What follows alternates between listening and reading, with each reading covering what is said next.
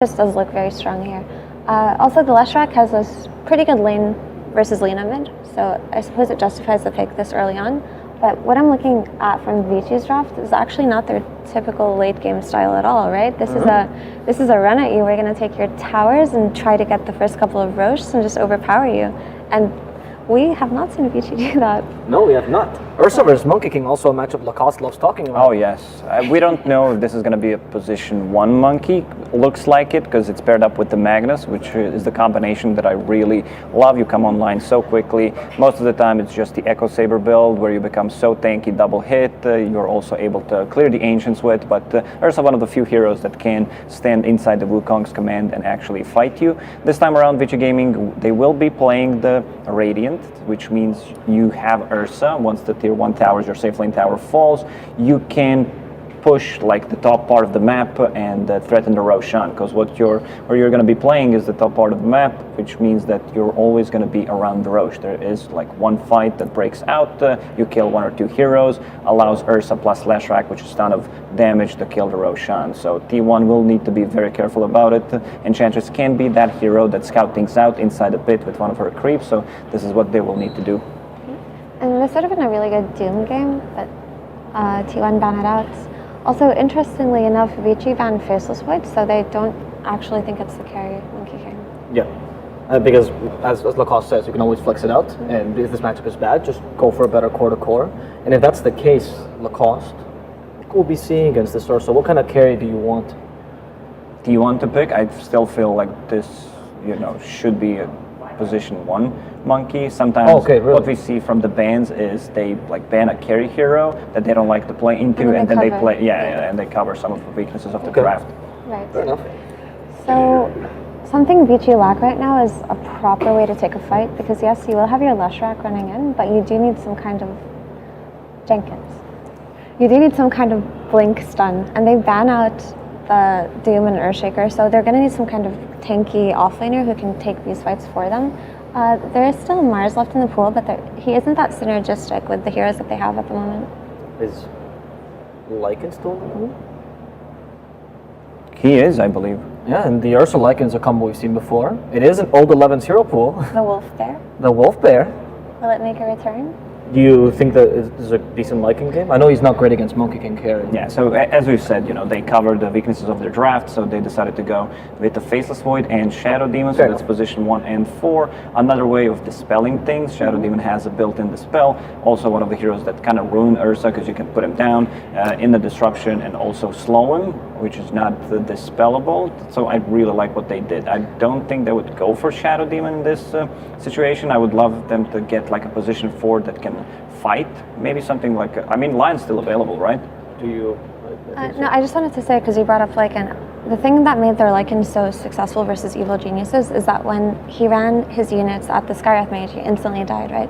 But if you run your units at Enchantress, they're max move speed, but they don't have max attack speed or anything like that. It's not like you're going to clear these backlines out instantly. And if it does end up being a support Monkey King, he's just going to be in the trees, and I hope it isn't, right? So, and if they do have this last pick for their 4 hero, I don't think it'll be a Lycan. Oh, it's gonna be a Razor instead. So it is. That's the carrier Razor. Okay, so Razor is very good versus Ursa for obvious reasons, but to those at home who don't know, Razor can just use Static Link on Ursa and drain all of his damage, and Ursa's a melee carry, so he doesn't necessarily have a means to disengage. Also, Omni Knight and Ruvik are not natural 4-staff builders, but they're going to have to go to that if they're going to play versus Razor. That's a very good point. Could we get shot on Rubik to fulfill that role of a 4-staff?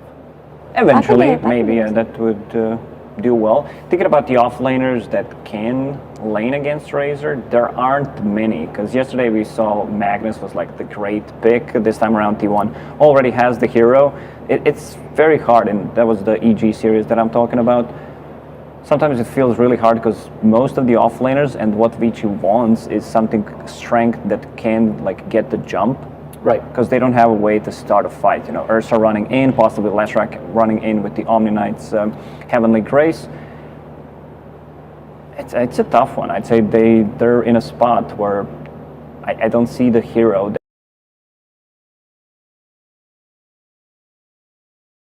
that could go like, wow, yeah, this is it. He's gonna have a hard time, so they might need to play for like, sack the off lane, but still get some kind of initiation. So the lane and the game are in contention Yeah, right now. yeah. Maybe like a Legion commander, because I really love 11's positioning whenever he's playing. It's still not a good matchup against the Razor, but you gotta have something. At least you have a spear to like push Razor back. Yes, I wanted to say that Mars has become an obvious pick here because we see the Razor carry, and that's the only thing left in the pool that can be the agreed T1. For you, Lacoste, tell me this. She's worried. Tell me the strengths of... I don't like that they also picked 2 range cores with the Empower. I would prefer if it's something melee, so that's a big downside of their lineup. With this Mars, I think Vici Gaming that they have, I think I misread the situation with Mars being available. So yeah, I like that. And also threatening the Roche kill, choosing where you want to fight, resetting multiple times with Omni Knight and Ursa, like they like to go in and out of the fights. So yeah, I'm slightly favoring Vici Gaming. Do you think that the strengths of the template, if you talked about T1, are still true? Sure, but the Vici Gaming also has no cooldowns. They can keep fighting all the time. There's Mars Arena and Omni Knight's ulti, that's it. I didn't say T1 would play tempo, I said Vici would. Oh, sorry. Yeah.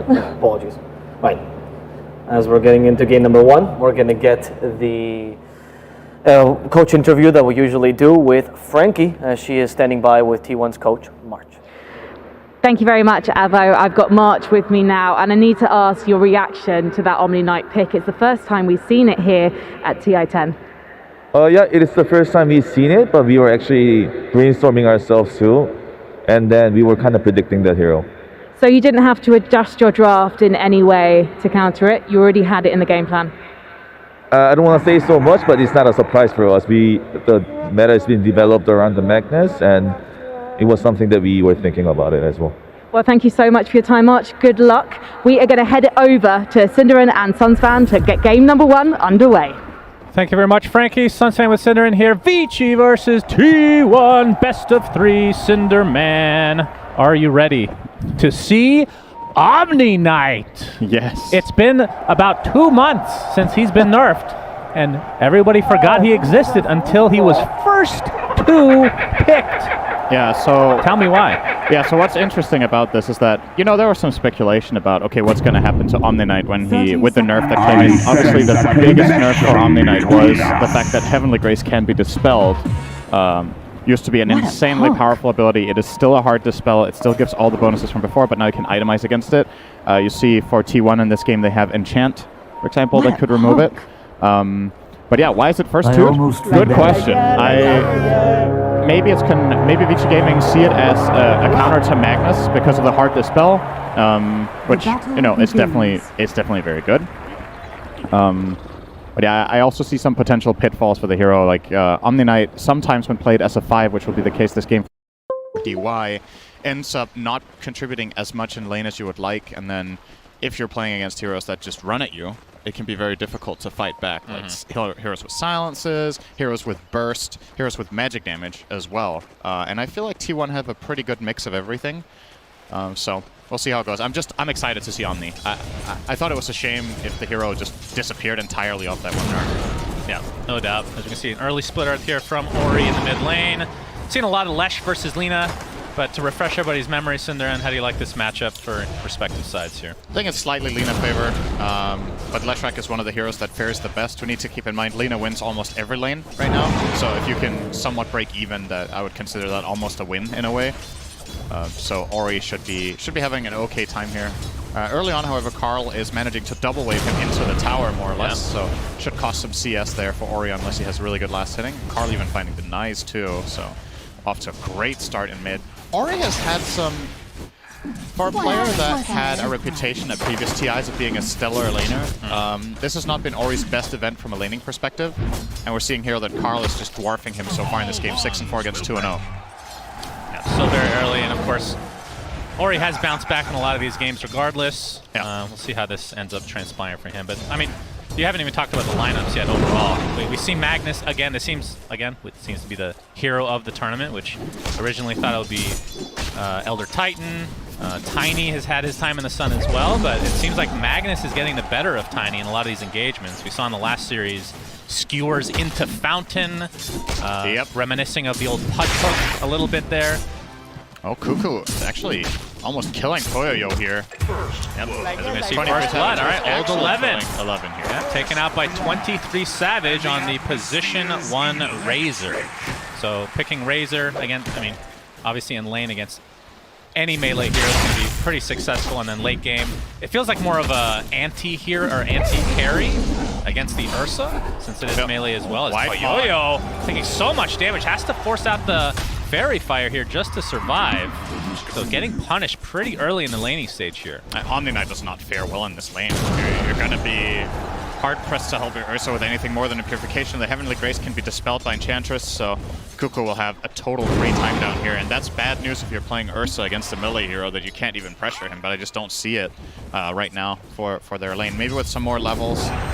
But there's like the double whammy even with Enchant, right? You can also purge off Overpower, so yeah, got to be really wise with how you cast your spells for each gaming in that bottom lane. Pressure top again, Zephyr almost getting the Jingu stacks. Yep, of course, seeing that position for Monkey King, which, again, one of the big heroes of the tournament as well. I mean, I guess the biggest difference with him and Magnus is we've seen him position 1, so he has a lot more flexibility. And we've seen mid-Magnus before this tournament, not so much in the last month or so, but interested to see like what hero flexibility they'll be going for, because as the tournaments typically progress, it becomes narrower and narrower in scope. Yeah, but considering how flexible heroes are now versus even 2 years ago, expecting that to perhaps change a little bit here. I will say one of the things about Magnus just makes him so incredible is that almost no matter what role you play him in, Horn Toss is just proving to be the shard of the game right now. It is incredible. And honestly, it feels like RP is kind of a luxury at this point. Yeah, like, Horn Toss is the real RP. Oh, good damage onto DY, gets the skewer. Shockwave into skewer, DY, TP's away to safety. Oh, okay, never mind. Impetus, just enough damage there. He didn't get sent to safety. True. He'll be back to safety. The fact that he used the seconds. TP is very sad for Vici, because he has to do the old walk of shame. Good old big bad news. Oh my god, Ori is getting owned. Yeah. I just realized how bad it is. 9-3 to 24-14. If you're new to Dota, this is not a slight win. I said it's slightly Lina favored. Is that a Gaben level win? That is a very, very stompy performance so far from Carl. Oh, what about the comeback potential from Lesh? Because typically you want to be the one pushing the wave and doing some damage with tower here. Okay, they're going to trade stuns here, but the tomato coming in from afar.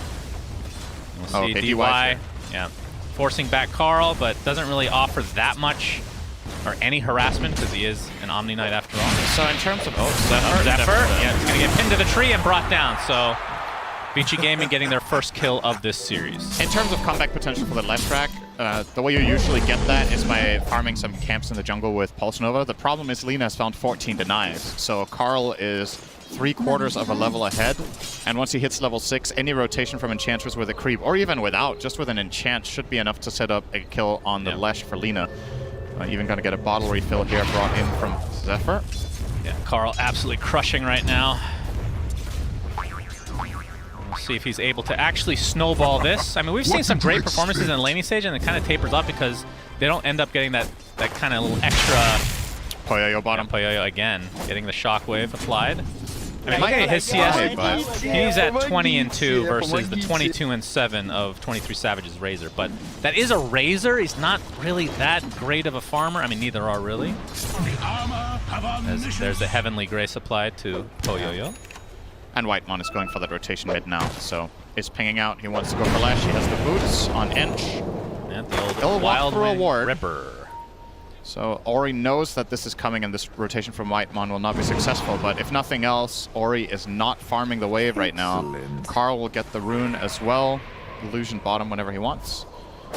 Whitemon gonna start pressuring PYW. Zephyr actually cutting in behind as well.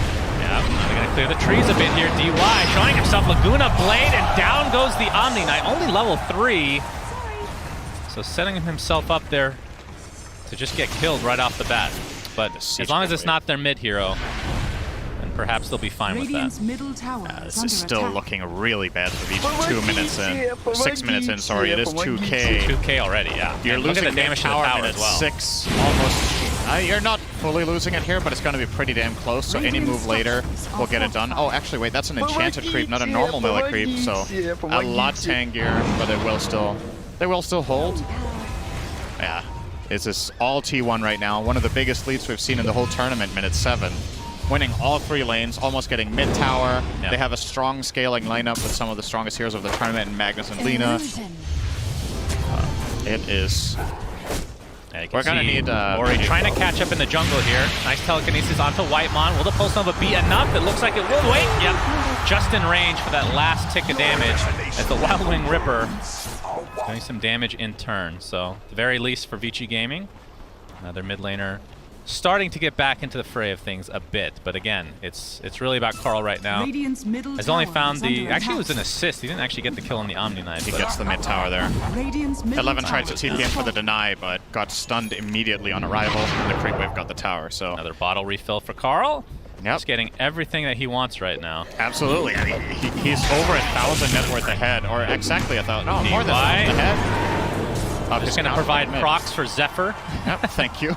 Thank you for the Jingu, my friend, as Poyoyo. All right, from Vici Gaming's perspective...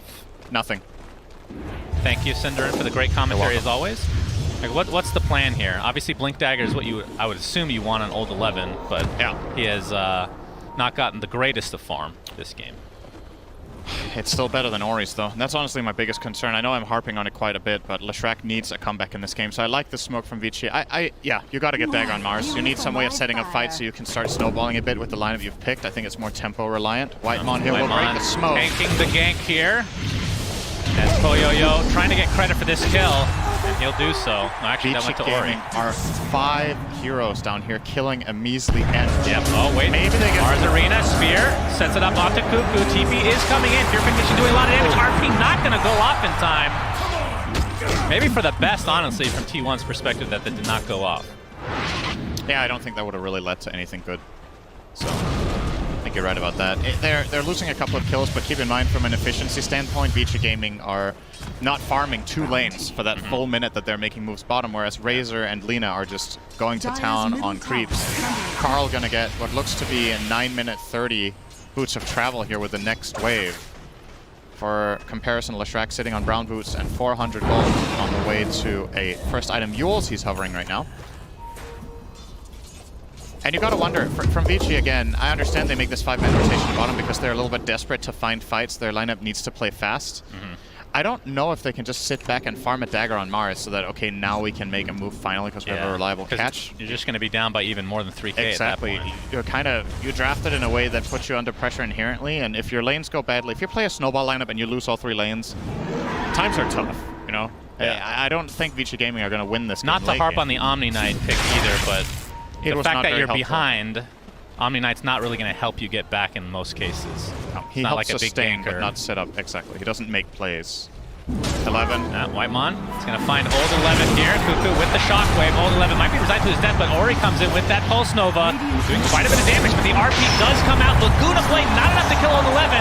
Dies shortly after, though. The Boundless Strike onto Ori, now completely out of mana. Shockwave back into the fray. This is going to be a 1-for-1, or a 2-for-0, as T1 just continuing their dominance in this early game. Wait, which one was it? Was it 1-for-1 or 2-for-0? It depends on... it's a 2-for-0. Okay. Depends on why. It's an exchange of 0 for nothing. What? I don't know. 0 for nothing. Cinderin, pleasure doing business with you. Just move on, okay? How does that interaction work? How do you trade nothing with another person? Well, is there even stealing? a trade? That's something. Oh, then they have to steal it back, or it's nothing. You got to figure that out for yourself. Don't get that. Does not compute. Yeah, runtime error for Cinderin. It's okay. That's fine. Sometimes things lead. don't make sense. 5k lead. Surprisingly enough, good old Statsman Gaben only gives them 62% off this. Okay. So does believe in the Vici Gaming comeback in quite a lot of games. This is a monumental lead for a Magnus lineup, minute 10 usually, but maybe it's the potential teamfight prowess of the Radiant lineup once the right items come out that give them a decent amount of win probability here still. So all eyes for me are on Ursa as well as the Mars Dagger. You need to get a good timing on the Omni Knight Heavenly Grace onto the Ursa so that he can go and find kills. He needs the Diffusal Blade that he's working on. Still far away though. Yeah. And the Mag Dagger to set them up. So maybe we see them do a rotation top, however. They are starting to move some heroes up toward that area to Begin a siege once Honestly, again. it feels like BKB for T1 is almost a game ender in a lot of ways. There's not much you can do from It Vici is Gaming's very perspective. good. Like, their big setup is the Mars Arena, because, like, look at Ursa's perspective here. Razor is a terrible match at late game. Razor is just so fast, he can just walk around and static link you. And Lina's super fast as well. So really, the Mars Arena is the big setup, but once BKBs come online, Radiant's it's middle tower is under going attack. to be really hard for Vici from a draft perspective. Dire are scanning. PYW and company in the triangle, trying to get Poyoyo back on track. 4th in net worth right now, but top of his team. I love Rubik Tree Dance. It looks so goofy. I'm sorry. He looks like You he wanna never get jumped a- in his life. Get a highlight of that one, Cinder. I can relate to that. I'm not a very athletic person. This is how I would imagine myself tree Dire's dancing. middle tower is under attack. I don't know if Radiant's that's true. I bottom feel like tower is Clockwork under doing that would attack. make more sense for you, but that's just me. Yeah, that isn't just you. Maybe not. Carl's got his boots of travel, working on the BKB now. And I mean, you talked about the fact that Empower doesn't necessarily have to be for a melee hero, especially with Lina's attack speed. Magda will find Definitely work there. evolved from a hero now that was picked primarily to empower a melee carry to now being a utility hero with catch, and then the empower is the icing on top, right? Like, you can pick melee range carries like Razor and Lina because empower still gives you the damage, and the main aspect of Magnus for the most part in the mid late game is horn toss as well as, you know, occasional RP. Empower not necessary for the hero. And to the fact feel that attacked. Empower is more effective on yourself as well allows you to get some of that farm that's needed for the mobility. And smoke comes up from Vici. They were thinking about going for Roche, but have changed their mind here. Poyoyo going to show himself. 23 Savage in the vicinity as well. 23 Savage has the Falcon Blade going for BKB. He is very tanky. He has a refresher queued up after BKB. That's pretty fast. He knows what he wants. Absolutely. He's so tanky though. 2k health, minute 14 on Razor. He has about twice the health of Ursa for comparison. So an exceptionally hard kill from Vici Gaming to get. And if they want that tower, they got to get through this guy. So he's just posturing aggressively up here, Plasma fielding out the waves. Ultimately, Vici Gaming just called the play off. Like, they don't see any potential move right now, which is very concerning. Old 11, at least for them, close to the blink now. 300 to go. Maybe that can set something up. PYW has his queued up as well, so they're going to have double blink not too far away. And from Poyoyo's perspective, Diffusal Blade and still kind of a ways away. Still basically the recipe to go from here. Yep. So his farm has not been particularly good. And he's not exactly a farming hero either, because once you get the Diffusal, obviously you can get Roche anytime, but it's all about getting the kills for Ursa. The good news for Poyoyo is that PYW has stolen power, so at the very least, he's gonna, that's handy. Okay. He's going to have a little bit of help here with finishing up side of Laguna Blade. DY's dead. Had enough for you. Dire's middle tower is under attack. Cuckoo and Carl now in the bot lane. They probably will go for this tier 1 bottom. You can see the win probability here. T1 off to an amazing start in today's lower bracket game. Radiant's bottom tower is under Do you remember that trivia question I asked you Oh my god, here we go. yesterday or 2 days ago about which hero has the same abilities that they've had the whole time in Dota? Yes. Oh yeah, we got a lot of tweets about who that actually was. I believe there's a couple, but from my perspective, there's one hero in this game, I think. I guess Leshrac. Yes, correct. Yeah. I think Lina did not always have Fiery Soul, No, I but don't think so. apart from that, the kit is very, very similar. Yeah. And then it's also about like how do you define what's changed, right? Is Lightning Storm the same ability now that it has a slow? It didn't used to, but like in essence, it's the same hero, which honestly is a testament to some really cool hero design, right? Like a lot of the heroes have been rethought and reworked a little bit and changed skills, but some of the very, very old core heroes are still the same. Leshrac, honestly, one of my favorite hero designs of all time, and it's never been changed. So, very, very cool hero. You would imagine that as Dota develops, a spell like Diabolic Edict would, you know, perhaps get reworked, It right? changed damage types. It changed damage type. if Recent. you go over damage type changes and everything, I think 0 heroes are the same. Yeah, most likely. It is very close to being the Except for the hidden gambler that's in the file, Cinderin. same. Right. Let's see if I can find another example. Maybe Juggernaut. is also the Radiant's same. bottom tower Did he is always under have attack. Omni, I mean, yeah, Omni Slash is, it does a different type of damage now. Right. It used to be a set amount every time. Set amount of based hits. off of, yeah. Set amount of hits with bonus It damage. is the same idea though. No, that's true. Anyway, back to the game. Vici Gaming obviously took Roshan. That's their big advantage. That's the one silver lining of this game is they do have Ursa to be able to do that. But what can they do with this Aegis in this time frame while being this behind? They do have the double blink daggers that we alluded to, so Ult 11 and PYW kind of ready to go here, I would assume. I think the play call here is you need a blink arena set up with a spear onto ideally Lina, but she has BKB, so that one's hard to accomplish. So I guess second best target is Razor. He has BKB, so that's hard to accomplish. So that leaves the third best target to probably be Magnus. But more than anything, I think you need to group your heroes up a little bit if you wanna start taking some buildings. We're 17 minutes in. Leshrac has not taken a tier 1 tower. As a matter of fact, the best one he's got is half in mid. Or actually, they're a little bit ahead now bottom, but don't know if they're going to be able to finish that off. So, well, yeah. I mean, that mostly comes from the level disadvantage that he had in lane. Just 23 Savage. PYW. Oh, Ult 11. I mean, he did force out the BKB, which didn't look like it was actually needed, but still, not the initiation you want if you're a Vici fan. It's something. At least to force a BKB, right? Like, it's better than sitting back and just letting T1 do whatever they want.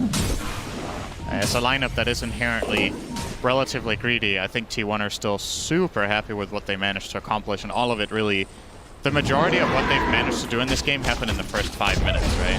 It's just been set up for everything. And now Vici Gaming are like, screw it, we're gonna go for a big play. Gonna bring all 5 heroes top. The Shrek has a bit to go though. Ult 11. Yeah, Puka getting caught out. The spear into the trees, but he's gonna be left to his own devices. Zephyr gets out the Wukong scheme in the meantime. Just soloing up Puyoyo. Meanwhile, they're gonna be able to take out the Mars pretty quickly here, but here comes Ori, almost out of mana. Carl pops the BKB, dodging the splitter. As a result, Cuckoo gets off the RP just at the last moment. Ori gets bursted down by the right clicks of his counterpart Carl in that mid lane, and Ursa looks to be next. That's first life down. T1 has only lost Magnus right now. Puyoyo wants to try to take somebody with him to the grave, but the LSA will shut that door. So 3-for-1 T1 advantage again. If we do get a replay on that, pay attention to where Leshrac is when the fight breaks out. They get the lift, they get the spear, but Ursa's in front of the tier 1 when they spear the Magnus below the tree line, and Leshrac wasn't even there. It's like, I'm not sure what Vici Gaming were expecting to accomplish with that move without bringing their main damage to it. They will get a spear mid now. Arena, this could be a really good pick for Vici. 23 Savage pops that BKB, and will live as a result. So they force out the second charge. So essentially, Vici Gaming with that push, they opted to go for the tower because Razor didn't have BKB. You're going to see it here, right? So you get the spear in the bottom, but Ursa's caught in the top area of the map, and Leshrac still wasn't connected yet. They will go on Whitemon in live, though. Yep, he's healing up quite a bit. They got his Is he actually going to live through this? All right, the spear into the tree again. Stolen plasma field splitter. Goodbye. Takes them a while, but they'll take it. All right. It is something, but still, no tower. I don't know what the stats are for this tournament for a team that has Leshrac to not have a tower in 20 minutes, but it's got to be... I feel like you never see this. It's just been total domination from T1. Yeah, I mean, even if you don't get the mid tower, which we have seen from at least get it safely. Don't get off to a good start, but yeah, the top lane specifically for Vici, typically you see like the trade, right, in a lot of cases, but just not off to that good start that Vici Gaming has been accustomed to in this tournament for the most part. Radiant's middle tower is under attack. So from T1's perspective, 23 Savage, obviously he's had that BKB for a while. We'll be going for Halberd, so it changes it up a bit. Not going straight for the refresher. But I actually love players that queue up like 10 items ahead of time, just so they don't forget, you know, what item to go for. Where am I? Where am I indeed? Okay, trivia time. Oh boy. Is there? No, there's no trivia. There's been no trivia. Will Mars die? Yes. Gets off of Arena. And still relatively low cooldown. Okay, so well.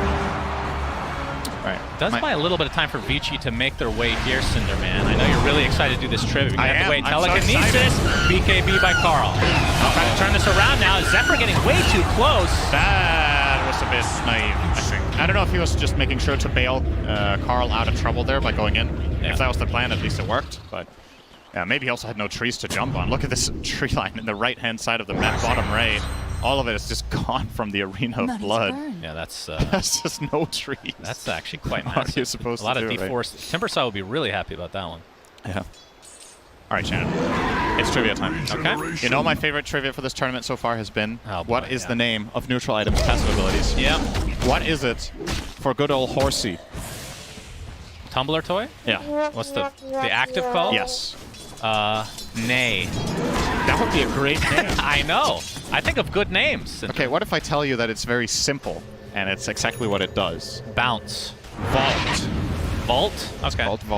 That makes sense with horses as well. See the skewer onto PYW. Okay, he gets one of his own, but only going to delay the inevitable here. All of Rubik's funny animations are in this game. When he's skewering, he's literally just surfing. We're just missing a Bat Rider. It's like he's lagging. This is like going in a straight line with 1,000 I was a ping, little but- confused that there might be some lag there, but luckily for us, not to be. And 23 Savage not wanting to give He up is the just first a tower. rock up here, standing there again.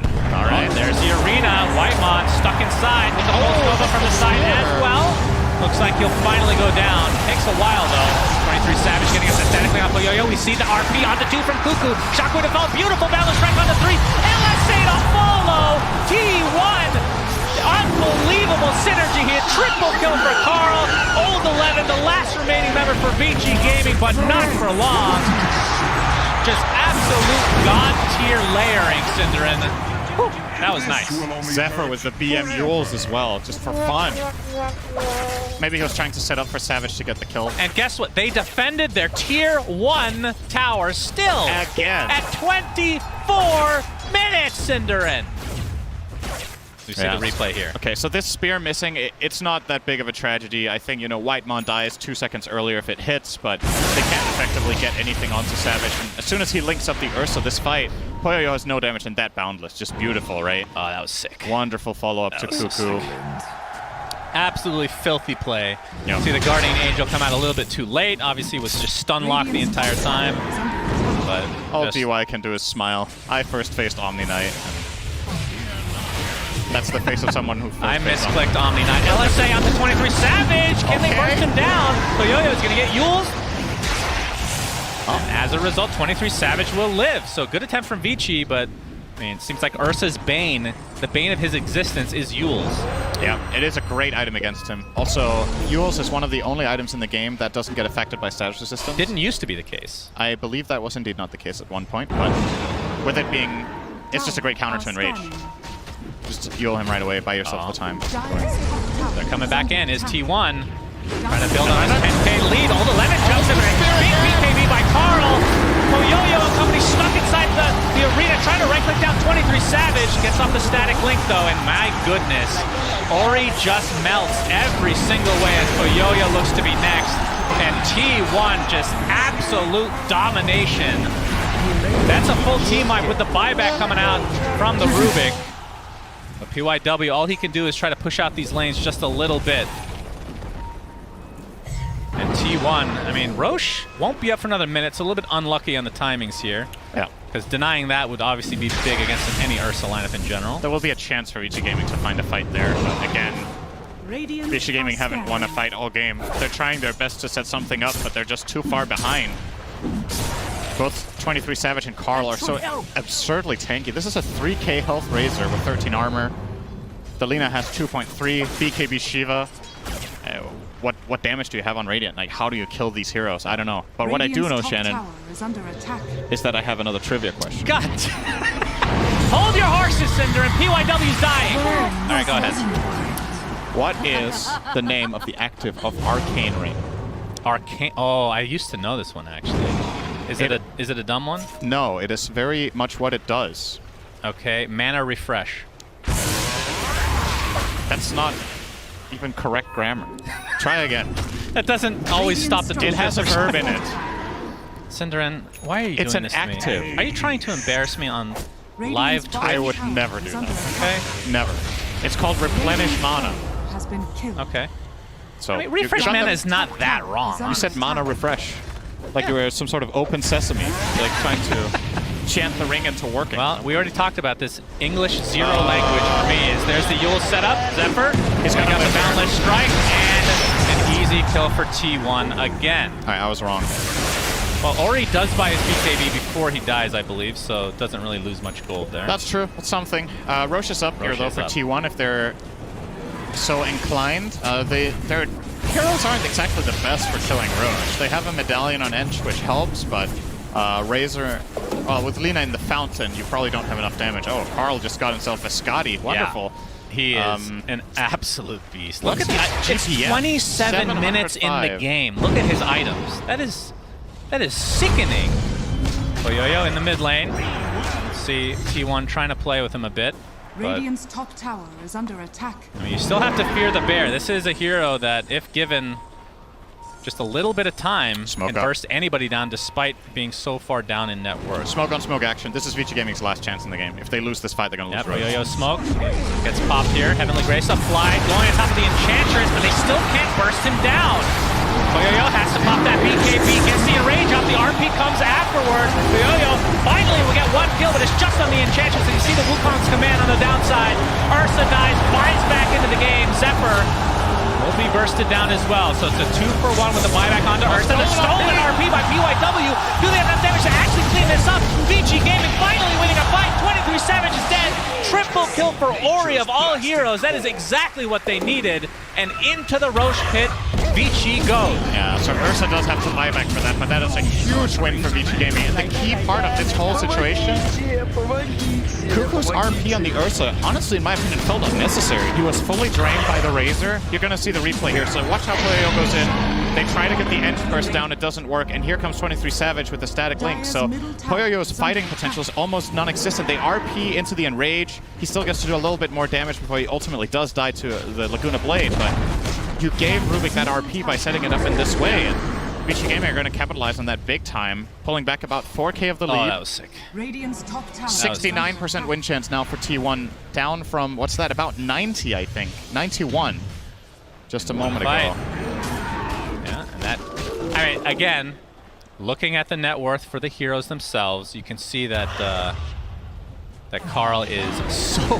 far ahead of everyone. Honestly, though, Rubik is going to have another RP if Vici Gaming set this up well. He has a 1-minute cooldown on it. Spell Steal is lasting for another 2.5, I want to say, roughly.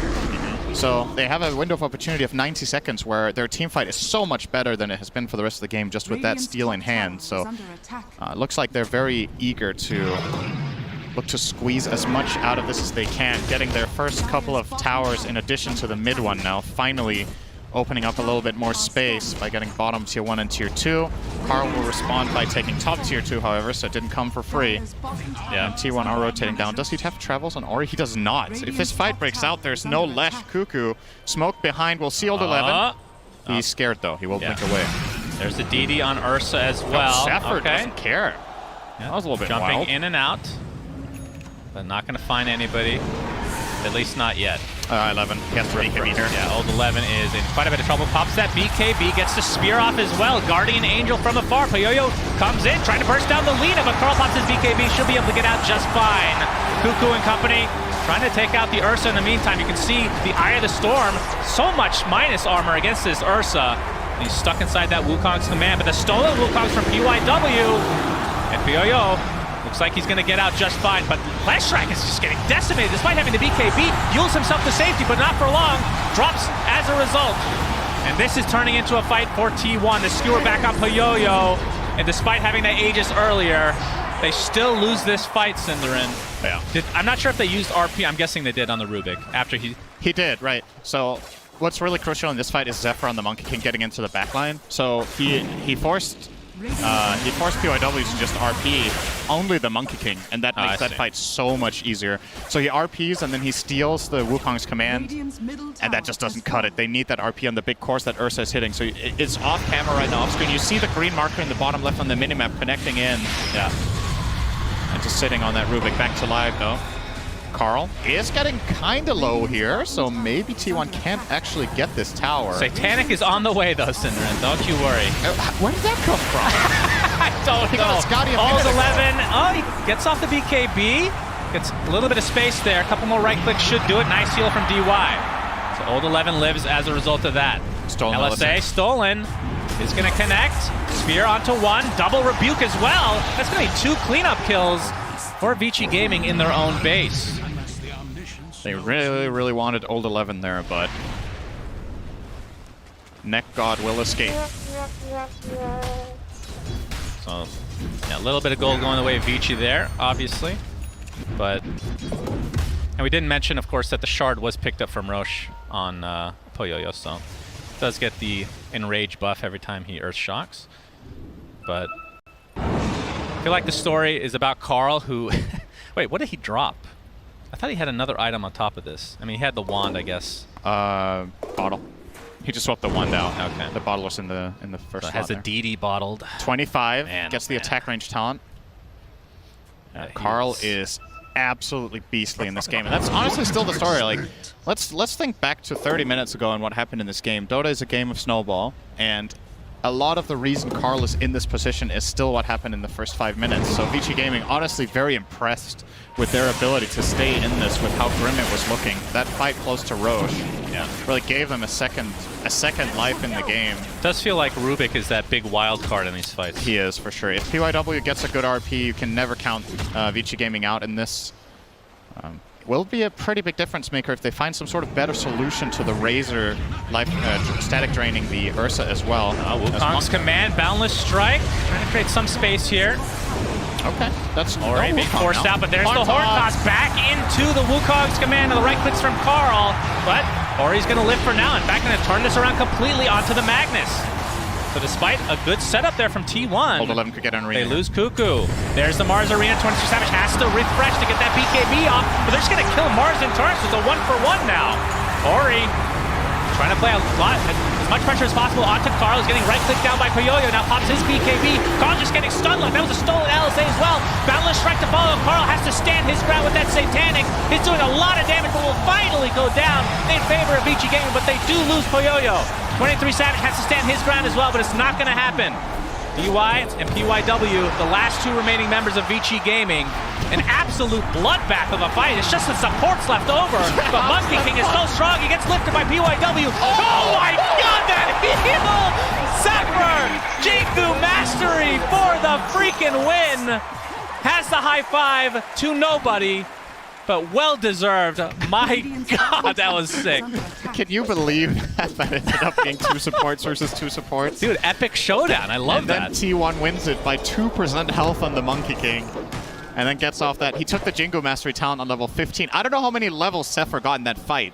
I think he got like 3 or 4 with everything that just happened on that Monkey King. So is approaching a potential level 25 here. He is 20 here before this final fight. Now all he's the cores 22. die. It's just the support battle of a lifetime. And God, I this was totally good. understand why Vici Gaming thought they could kill him here, Yeah, right? no doubt. They have that. Chris, I don't And want more. boom! Oh god, that must have felt so good. That honestly, that is one of the most satisfying spells to use in the entire game. Boundless there. Strike with Jingu is mwah, that is very, very nice. See the dismay here from Vici is T1 still holding on to a pretty sizable lead, and Vici, off the back of a couple good team fights, have kind of brought themselves back in addition to the 2 Roches. Let's not forget that that probably had some good impact on the game for them. But win probability, I mean, it's not out of reach for Vici. And again, this is only game 1 of this best of 3. Knew this was going to be an absolute bloodbath. Did not know it was going to come down to the supports just tickling each other at the end there. That was great. Now with things calming down a little bit, Shannon, you know what time it is. It's time for trivia. Oh, all right. Are you ready? Sure. I feel like my percentage on this is like 10. How old is Carl? I have no idea. Same. Okay. That would be impressive. So if that you was the knew right that. answer then. Yeah, good. That you get. I just you have get to a match point. you. You get a point. Thank the you. correct answer is what I think. Yes. Yes. Even if it's incorrect. Very good. I'm not sure how old Carl is, but old 11. T1. Sure, he's in trouble. Oh. Okay. Got up pretty quickly there. Plasma field for a little bit of vision there, and they're not going to run into anybody. Vici very, very careful right now. Effectively did break the smoke, so nice job there from old 11, and they back off. And like I said before, I kind of can't believe that Vici Gaming is still playing here. Not in the sense that they should have given up, but in the sense that how on earth are they still in the game? But Yeah. Super impressive stuff from them. Still massively a T1 favored game. I should mention, of course, good 23 Savage, in addition to the Refresher, has an Ags and his 25 talent. So that's 3 Eye of the Storm procs. Yeah. And then Refresher on top of that. So. But also important to note is that a huge portion of T1's damage is physical, right? It's Lina right-clicks, it's Razor's Eye of the Storm, like you pointed out. You have Guardian Angel, Solar Crest. Leshrac is finally getting a Shiva's Guard now. You have Satanic on Ursa. There is the potential for T1 that you run into damage issues, actually. Zephyr does have Nullifier. So okay. Guardian Angel and help. Heavenly Grace, goodbye. Oh, it's also tier 4 neutral items time. Let's Oh, see if anyone baby. gets the fabled, Witch what Bane? was it called again? That Witch was what Bane. it was called. And if they can get that, that's another Dispel for Guardian Angel. And Telescope for Carl. Let's just say it's a very good Dispel item. against Omni Knight as a whole. That's pretty much pretty accurate, I feel. Well, you're going to put Telescope on for the Dire. You probably put it on Whitemon, right? You just want that attack range and spellcasting range for the team, and Lina doesn't want to give up the Titan Sliver. Oh, now Refresh. Ooh, Ags. Wow. All right, we're seeing some items here. So Old 11's going to have double BKB, double Mars Arena, and all that good stuff. And DY gets Aghanim Scepter. So Global Guardian Angel. And 10-second duration. And works on buildings, lasts longer. I was not expecting that one, not going to lie. We'll see how it works out. Yeah, that Refresher on Old 11 can make a huge difference. He has a very good chance of surviving. If he blinks in Arena's BKBs and gets GA'd, he can't die, right? Because they can't nullify him during BKB. So I have no real way of killing this. Okay. Oh, Whitemon might run into Poyoyo here. There's the preemptive Heavenly Grace. Roche is not up. Dewarding. And just pivoting across from each other. They Poyoyo both have is- idea of where they are. I don't know. I'm starting to question how far T1 are actually ahead right now. Just It's from a starting damage to go perspective. down here, no doubt. It is just concerning that the Vici Gaming cores went from being easy kills to now all being exceptionally tanky, and then you add GA on top of it that can't fail to go off. All they need to do is pop their BKB in the meantime. Effectively, I think T1's strategy needs to be changed to a little bit more of a weaving nature rather than just a hard commit. They will maybe catch some picks here mid, though. Old 11 will blink away. Get the invis. And back off. Good to go. All right, so a little bit of downtime here. You know what that means, Cinder? Just kidding. Hey, why As don't you ask Roche, me something? number 3, being attempted now by T1. That's going to be the Refresher Shard, so no Ags this time around. As I might see a connection here. Poyoyo is going to be spotted by the Plasma Field of 23 Savage. And Roshan getting close to half HP. This is a fight I feel like Vici has to take. They're going to scan, so they know that this is being attempted right now. Old 11 jumps in with the first Arena, BKB by Carl. He just walks out to safety. Old 11 procs his passive now, 23 Savage. Gets on the Plasma Field. There's a Refresher from Old 11, able to blink to safety. Poyoyo getting kited on the back line right now. As you see Kuku, boundless strike into RP! T1 decimating this fight, but that's a buyback onto the Rubik. Ori inside. This Wukong's command just getting kited with that nullifier. Easy kill goes the way of T1 again, and DY, basically the last remaining member. There is a buyback from Rubik, but ultra kill from Carl into second Roach, I would assume. And T1 might have just won the game off of this fight alone. Vici Gaming, I am so sorry for believing in you. The moment I said you had a good shot, you get absolutely crushed and get no kills in the fight. It's okay. I got run over. Feeling a little bit like Kyle here. Oh man, that was I don't an think he got insane fight from Yeah, T1. he didn't get off the second Arena. I'm not sure if that would have made a difference. Right, so honestly, first of all, he doesn't get off the second Arena, and I think they didn't layer their Guardian Angel with the BKBs too well, and there was nothing, like, there was no clear target for Vici Gaming in that fight that they were able to get on top of. They just kept being, you know, kited around. Some insane Boundless Strike cast there. Yeah, from into Zephyr the as well. throne. Oh my god. They know that these Razor. buybacks are likely not here. It's going to be a tier 4 tower, and you can see 23 Savage. Yeah, GG's called. So T1 take game 1, and I mean, they got off to an amazing start, but you got to give Vici credit for making some sort of a comeback when we didn't really see much avenue for it, but they played really well despite not having the laning stage advantage. Still feels like overall, you know, a deserved win here for T1, even though they had to grind for it a little bit. They were the better team in this game. Vici Gaming with moments of brilliance, but not enough. And Again, I want to come back to this, and I think this is something the panel is going to talk about as well. How do you enable Ori to have a better laning stage? Do you ban the Lina just so he doesn't get crushed? Because that kind of start at this level of play recovering from just takes so much extra effort that you don't want to have to funnel into the game. You need to pull heroes around to even give your mid laner a chance at playing the game. And Carl just masterclass on how to win as Lina mid against the Leshrac. Yeah, outside of that, you know, if T1 don't get off to this dominant of a start, it definitely looks like this can be a very competitive series for Vici Gaming. Imagine if they're not 10k gold behind when they start getting team fights, or 15 as it actually was around that Roche pit. They definitely have what it takes to take down T1, but they're looking great in this first game. Yeah, I mean, this was a series that I was expecting to go 3 games, and I'm still expecting that going forward, but we'll have to wait and see. I'd like to give a huge shout out to Shiver for tying my tie today. I think she did a wonderful job, so really appreciate that. And with this game number 1 over, Cinder, let's see what the panel has to say about this start to this amazing series. Good job, Shiver. We're on camera.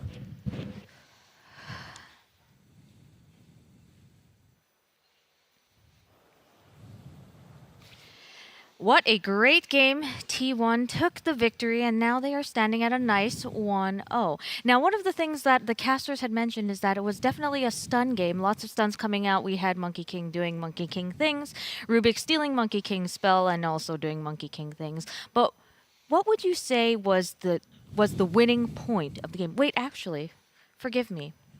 Because we have a special guest joining us on the panel today. We have none other than the one and only Saberlight from Team Undying. Welcome to the panel.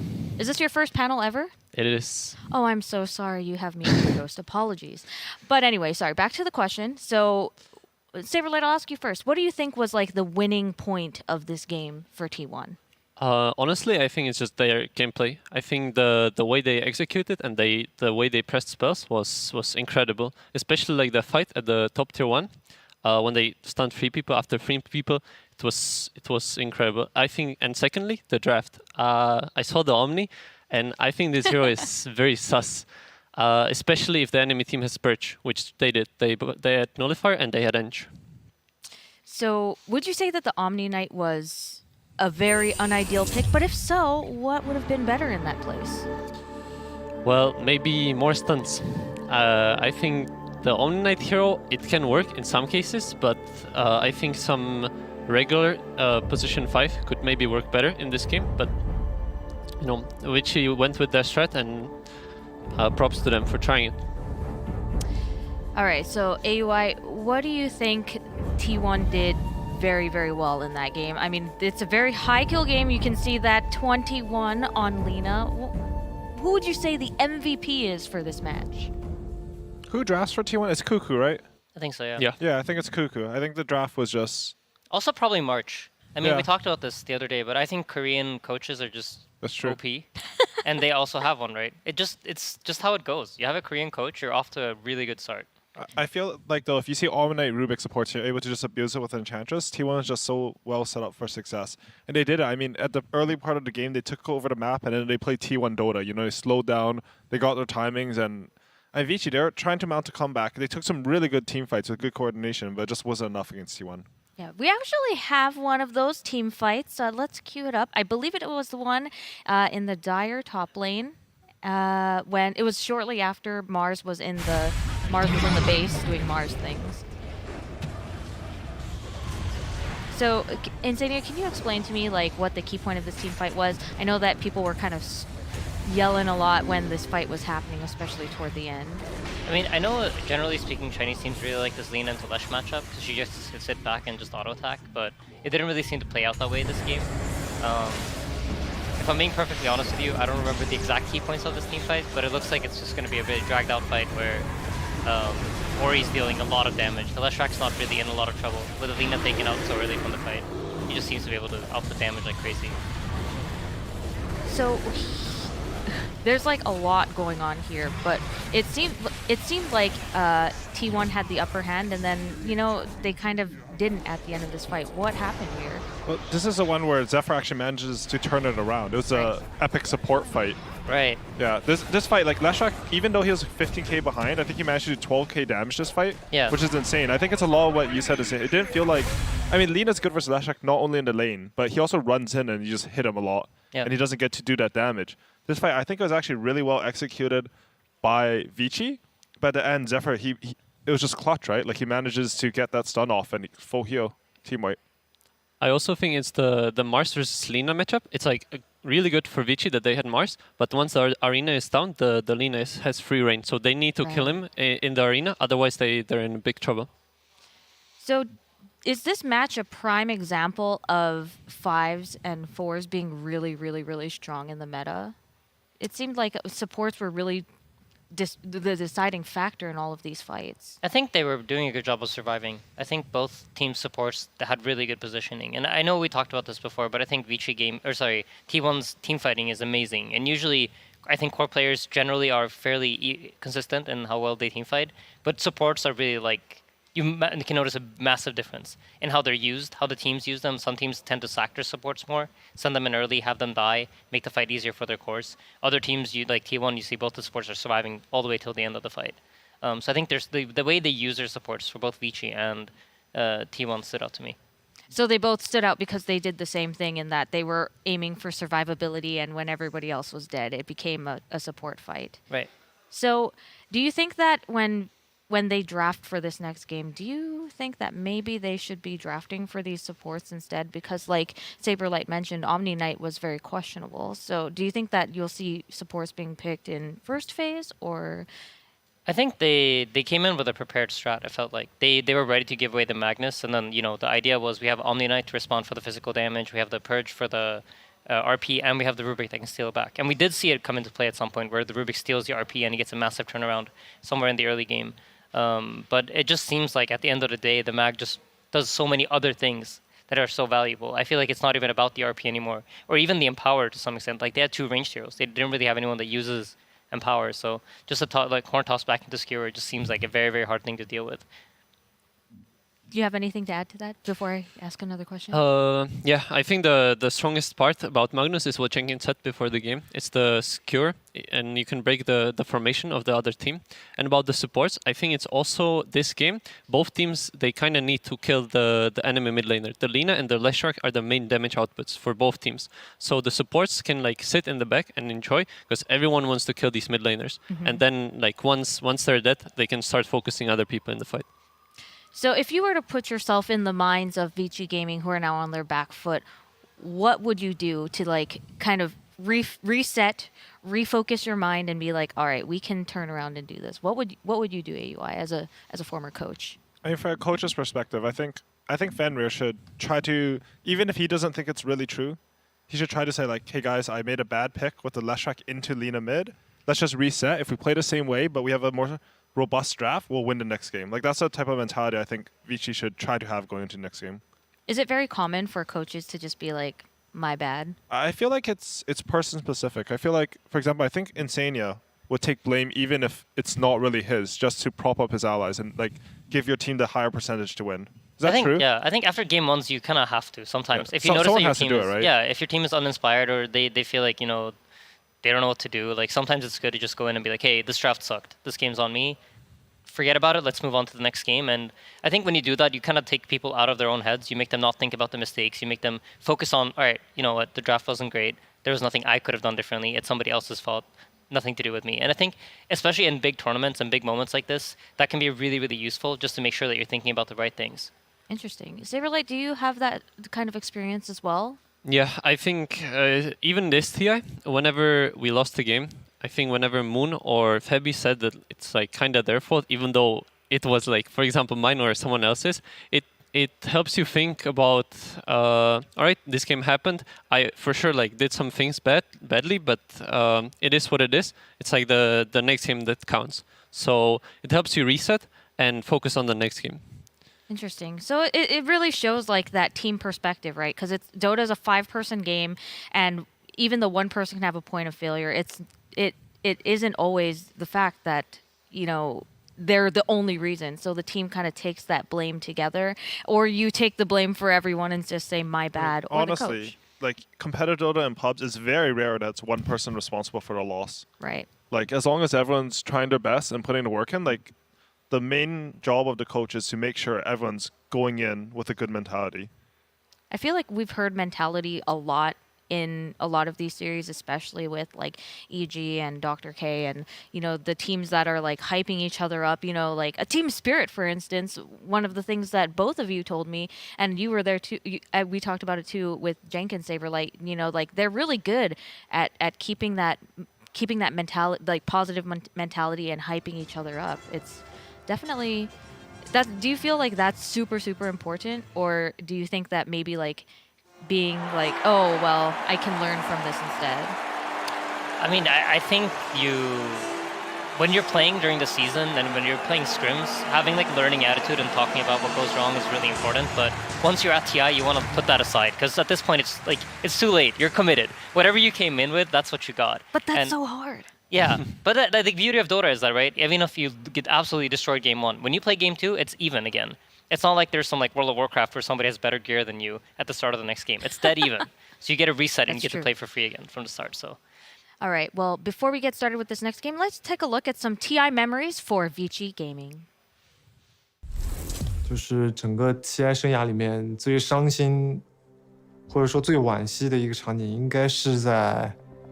那可能是 TI6 那年，我好像在以后面打的 TI 嘛，然后那年小组赛也比较顺利的。然后我们赢了 A 队以后，我们已经锁定前6了。然后在下一场的胜者组决赛那个比赛中，我们就是那一场比赛对我们来说很关键。我们在那一轮遇到了一级战队。当时其实我们觉得一级并不是很强，我们挺有信心拿下那场比赛的。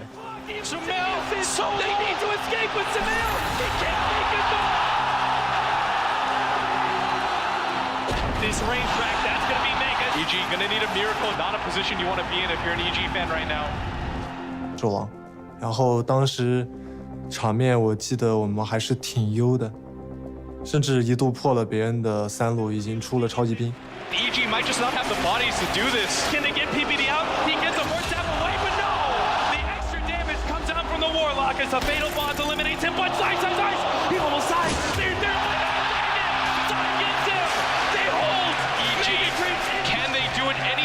on a core might enable them to still win this game. EG might be able to do this. Genius has been holding. They're holding his defense here again. If they kill him, he'll take him out. They revive back in the tier. Oh, the throne's going down. The throne down to half HP. He hits. Game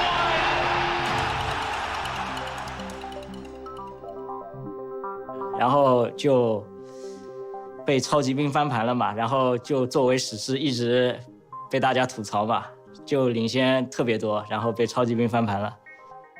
TI 上的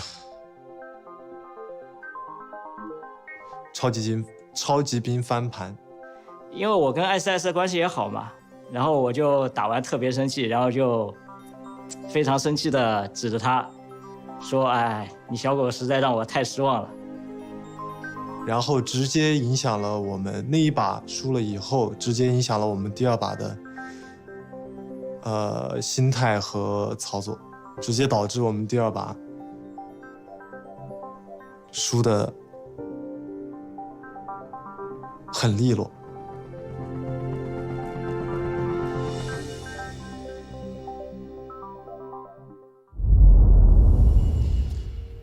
As we had just talked about, the mentality of the players will really matter in games that are high stakes like these Vici Gaming, showing that, you know, they were down a first game and it was rough for them to take that loss, but that emotion carried over into game 2 and they lost swiftly. So like you guys mentioned, all 3 of you, they really need to take a step back and reset, regroup for game 2. Now, what are we expecting to see in changes? You said swap out the Omni Knight. Other than that, what do you think Vici Gaming can do for game 2 to really turn it around? Yeah, I think you tried giving away the mag. It didn't work out. Most likely, you know, this game, you're going to be like, okay, our prepared strat didn't work. I don't think we can deal with this unless they've got first pick now and they can first pick it themselves. Interesting. Well, I don't know if we're going to see this Magnus ban. They have 2 bans left. We're currently in the ban. In the ban phase, we see Io and Tiny getting banned out. We are going to go ahead and... But they want to run them over, right? Who do you We think? are going to get started with this game. Apologies, sir. Vici Gaming versus T1 Game 2. Is that pretty low? So you might want to just, we already discussed it already. Hello and welcome to game number 2 between Vici Gaming and T1. We're with the draft panel and we have changed Lacoste for Effie, Canadian Effie, sorry, my apologies. And we have Effie here. He had some issues, if you know what I'm talking about. Yeah, so we decided that for this draft we should get people who play Dota till 4 a.m. as opposed to studying the team so you can get the best information about the heroes. Jenkins, how do you feel about that statement? I think you shouldn't put people on blast for a million people. Right, well, you know. I'm the host. If he's Canadian Effie, I'm Jordanian Jenkins. Oh, look at this. These guys actually behind the scenes are best friends. They spend the whole time outside of the panel holding hands. So, Vici versus T1. That is not COVID safe. That's That's not not true. true, and They socially distance. Exactly. Vici Gaming versus T1. What can you tell me about the expectations for Vici Gaming this game? Because they need to win this. I think the Omni Night was interesting. It was an experiment, and it's likely that that experiment, they've decided that it was a failed experiment. I think it's a 39% win rate guy. And you mean in Dota Buff? On DOTA2ProTracker.com. Did you know that he has a 0% win rate in TI right now? Yeah, that doesn't surprise me. You can purge all of the spells, which is quite an issue, and there's an item that you can buy that chain purges. That's one problem. Yes, he lost 1 out of 1 game, so absolutely 0% It's awful. win And those rate. stats are not good. Yeah, no. No, but I'm glad that Vici's going back to basics because Weaver is one of the best heroes that they had during groups, was one of their highest win rate heroes, and I don't know why, but during main event, Vici just strayed from their comfort, right? They were first using 11's heroes and they were picking their Weaver whenever they could, and it feels like they tried to be a little bit more experimental, maybe because they thought that they were studied. But I think for this game, they have to just play what they know. Actually, a little tidbit for you, Effie, about PYW. He was one of the innovators of Weaver support back in the day when he was on Serenity, and that the hero started getting picked up a lot. So that's why he's so comfortable on the hero. It was back, and he's like, this is my TI, which I know you believe, Jenkins, because you have a great belief in Vici. May I say something? Okay, sure, other Jenkins. There was, I think, Jordanian Jenkins, thank you. Apologies. But there was a tweet that I remember by Jenkins. He said, I think Weaver is overpowered. Jenkins, what do you think of that tweet about you? I was right, and BSJ claimed that tweet immediately, as he does with things. He claims things as his own. He claimed he was North American, all of a sudden claims Europe as his main region. He did show me a European passport, which he had just taken off some random He's person. biased against everything. I've And heard so it. with Weaver, you know, the most annoying thing about this hero, honestly, the Aghanim Shard, that's probably the most busted thing about the hero. You just can't counter it with Ghost Scepter. Invis doesn't counter it because it literally reveals. Yules doesn't take it off. Like, you have to sit there and hit the bug, which now that you have the bug hit talent, you get both the bug hit talent and the minus armor talent. Before, you had to choose between them. So the bugs are just incredibly powerful. And yeah, that's... I know you said before, or you can answer this, Effie, that Swarm is one of the strongest minus armor abilities in the game. It is. Absolutely, and with the whole the Invis reveal that it does, it's just given it so much more utility as a support, which is what you want. And before, when Weaver was played as a support just for his Aghanims, not the Shard, the Scepter, the issue with that was that it took time to come online, and then if they had some kind of draft that could hyper-focus on him, it would negate a lot of it away. But now that he's not even being played for that, his Vessel or Urn plus Shard timing is really fast. So I consider him a fast hero now. We've spoken about Lina a lot here. We get a comfortable pick for Ori, and also a hero that has no bad matchups. Do you believe that, Jenkins? Effie likes to say that. I think that's true. I do think that's true. So I think over the years, mid laners have gotten a lot better at playing in general. I remember speaking with Gunnar about Lina versus TA back when there were like no changes and TA was considered to be like somewhat of a Lina counter, but then just it progressed with no patches so that Lina countered TA. And I remember him telling me something along the lines of like, you buy an extra Fairy Fire, something like that. Like, you literally just need that little bit of extra damage, something like that specific. And I think the mid lane has been optimized to that point. And then on top of that, the runes also really help Lina. Like, she abuses the runes. Worst case scenario, she hits you and just pushes the wave and then farms jungle. Can I add to that? Because you were actually making the same argument at a point where we were starting to say that Ember Spirit actually beats Monkey in the lane. And you were saying that exact thing, that it was because of the optimization of Ember Spirits and the armor, of course. Did I say that? That sounds smart. I don't think I said that. You did, actually. It was in the TI rebroadcast last year when you did with Moonduck. Oh, all right. Yeah, no, that's another one of those matchups. I mean, I'm not a mid laner. I'm terrible. But they've figured it out. They've optimized it. I think the big thing with the Ember matchup was that they would push out the first wave with Flame Guard and like take the hits from Monkey King, but you then just choose to push it. And that sounds so simple now, but like back then it wasn't. That like wasn't the thing to do. Effie, can we look at the T1 draft now? Monkey King Lion. What are the strengths of this opener? So this opener is incredibly versatile just in the Monkey King pick alone. We've seen it succeed as a carry, and we've seen it succeed as a support, right? Yeah. But vision has been so important throughout this tournament in that we've seen Beastmaster, who typically hasn't performed that well, excel in certain games where vision is the name of the game, right? We've seen Monkey King be able to just by scouting the backlines and choke points or Roche, just give so much control to heroes who like to hit from a distance. So we can see it paired up with something that's kind of long-ranged, like Alina in particular, but things like that. Or maybe a hero like Shaker who needs a setup for some kind of jump. And the Lion, he ticks a lot of boxes, right? He just gives you the hard disable that you don't need to worry about in your draft, but he's also a bit of a deny pick because then you're more concerned about picking the Spirits, who are incredibly popular mid laners. So, now we're seeing Vici Gaming's draft. We have the opener back again to being safe. The Weaver Lina, very typical Vici draft. How would you follow this up? What is it that they do, Jenkins, as a team? I think they need some setups done. That's pretty important. Lina, you know, the Yule's build is something you just like never see anymore. So, you know, Monkey King, obviously it's picked on the other side. That's a decent. Okay, that's all right. So you can like have the Elder Titan sitting in a side lane, and then like, you know, he's obviously going to throw the spirit out occasionally and maybe try to sleep you, and then like one of these times that you get slept, Lina shows up and kills you. So it's nice to have a few heroes to play around. I remember when Lina was being picked as a 4, some of the best teams would pick it where they would have a mid laner that could set up and then a side laner who could set up too. So they'd have like a DK and then Lifestealer back when he had the slow. And that was how they would combo, where like Lina could go to either lane and get a kill. And now I think the same thing works for the mid lane, because you rotate from mid. But now also just consider all the damage amp that this Lina is going to get. I really hope it's just a core Lina, like there's no way that it isn't at this point, but Elder Titan, his aura removes armor and it increases magic damage, right? So Lina, a core with mixed damage who does insane physical damage but also magical damage, these kinds of cores like Luna and Lina benefit so greatly from having an Elder Titan on their team. And paired up with Void, this is, you know, a tested combination. You just are splitter into Chronosphere and then you throw out your Spirit and it just buffs everything that goes on. It's looking pretty solid in terms of damage output right now. Minus armor on the Weaver bugs too, and Chrono. That's like nothing to scoff at for sure. Like I really like this Vici draft so far. It seems like easy to execute. There's a lot of combinations that they have. They do damage.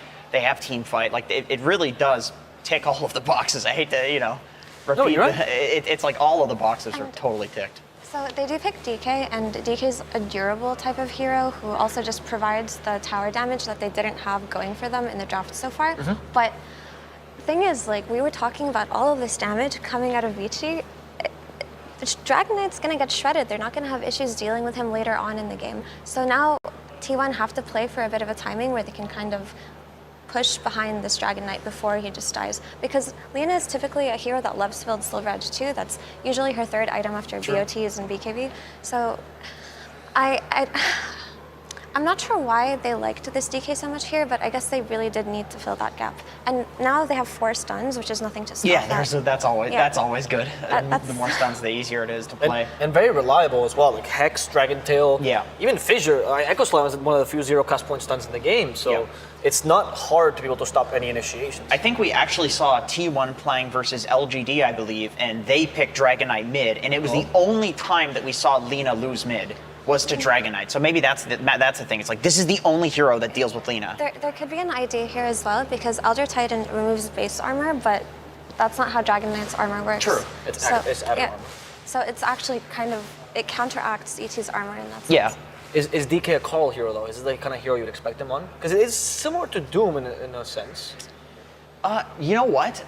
This is going to be maybe a stupid prediction, but I feel like Carl might actually go for a Midas, because I remember him doing this at the Animajor, and I know that is the last thing that like Dragon Knights, I mean, people aren't even playing Dragon Knight, but that is the last thing that Dragon Knights have been doing prior to this patch.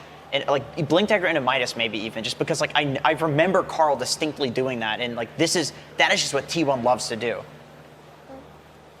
So T1 ban out Elsie, and I was actually thinking that would be a pretty nice pick, because when you have 4 stuns, you need some kind of cleanse or something like that, which is what Elsie would have provided. But now that that's not available in the pool, they need some kind of blink initiator on Vici, some kind of follow-up, because typically Void can go in for you, but he works best when there's someone to kind of draw attention to themselves, so he can set up for a good Chronosphere. Yeah, like a Spirit. If we didn't think this Lina was going mid, I'd say like Ember Spirit or something like that. Is it banned out? Does Doom work here? Because they let him through, and I know that's one of the Old 11's favorite heroes. That is one of his favorite heroes. Oh no, Beastmaster. Beastmaster. It's been a while since we've seen Beastmaster for Old 11. Okay. This is a good Vici draft. I really like this draft. Okay, why? There's a lot. I mean, they've got tons of stuns. They've got tons of setup for the Lina. Like if this Lina goes to any of the lanes, you have the Beastmaster Roar to set up for her. You have the Faceless Void Chronosphere to set up both of the supports. Amplify the Lina's damage. You have the Snowball from the Helm Dom creep on Beastmaster. It's like there's so many ways that Vici could win this game. Yeah, and to add on to that, when we were talking about Monkey King earlier and how his ability to provide vision is so good for a hero like Lina, who just likes to sit far back and hit things, now you have the Hawk to scout out the Monkey King in the trees, and you have Elder Titan Spirit just running around. So not only do they have the superior vision, but they just have the damage to deal with the durability of T1's heroes. So what does T1 what hole do they need to fill in this last pick? I could see them picking a Morphling, and I mean, well, okay, I guess against ET it's not so good. They need something that lanes Or decently Lina. against, Phantom Lancer doesn't seem that bad. But then again, you could go for the Axis build on Beastmaster. You're an Agi hero against ET. And a Dawnbreaker. Okay. So is this a Monkey King? Okay, 23 Monkey King. Maybe Yes. that's not so crazy. Yeah, of course, that's what I was assuming. Yeah. I thought it was gonna be a Dawnbreaker carry. You thought it was Monkey King carry too, right, Jink? Yeah, of course. Right. I'm a professional here. So Dawn Ags could actually be incredibly good in this game if Zephyr manages to get it, because of the added evasion and the added healing, but it can heal through Chrono and through Roar pretty well. So if that's the idea that they were going for here, some kind of save, but also a strong laner, I think Dawn fits the bill pretty well. I like Vici's draft more though. So to Effie's point, in case you don't get this, when you deal with Chrono, it being such a strong ultimate, you have 2 options. Phantom Lancer, for example, that just eludes it or avoids it, or alternatively, you mitigate it. And Dawnbreaker is trying to mitigate the damage in the Chrono, right? True, Jenkins? of course, yes, of course. Dawnbreaker, very good against Faceless Void, although you don't stun when you ult into the Chrono, which is a bit annoying. Yep. Well, we're gonna go now with the coach interview. So we have Vici's coach on the sidelines, and Frankie is ready to ask him some questions. Indeed, we've got Fenrir here, and we've got Helen to translate as well. And Fenrir, I have one question for you. How important was it for you to secure Lina for Ori's mid lane this time? And was it also very important to deny Carl from having her? 只有一个问题，对你来说，抢 Ori 的 Lina 有多重要？同时，把对面 Carl 的 Lina 抢了，也会不会很重要？怎么说呢？可能第一盘他的丽娜确实打得还可以吧，但是主要第一盘失利的问题，我觉得是我们对线犯了比较大的失误吧，跟丽娜没有关系。Well, how do I say it? I feel like in game 1, his Lina was decent. However, I feel like why we lost game 1 was due to our lanes not going so well. It's not really about the Lina. But very quickly then, is Ori's Lina better? 所以有个问题 ，Ori 的 Lina 会不会比他的更厉害？那是肯定的。 That's for sure. And you know what's for sure? That this game is underway, so we're going to head over to Synderen and Sunsman right now.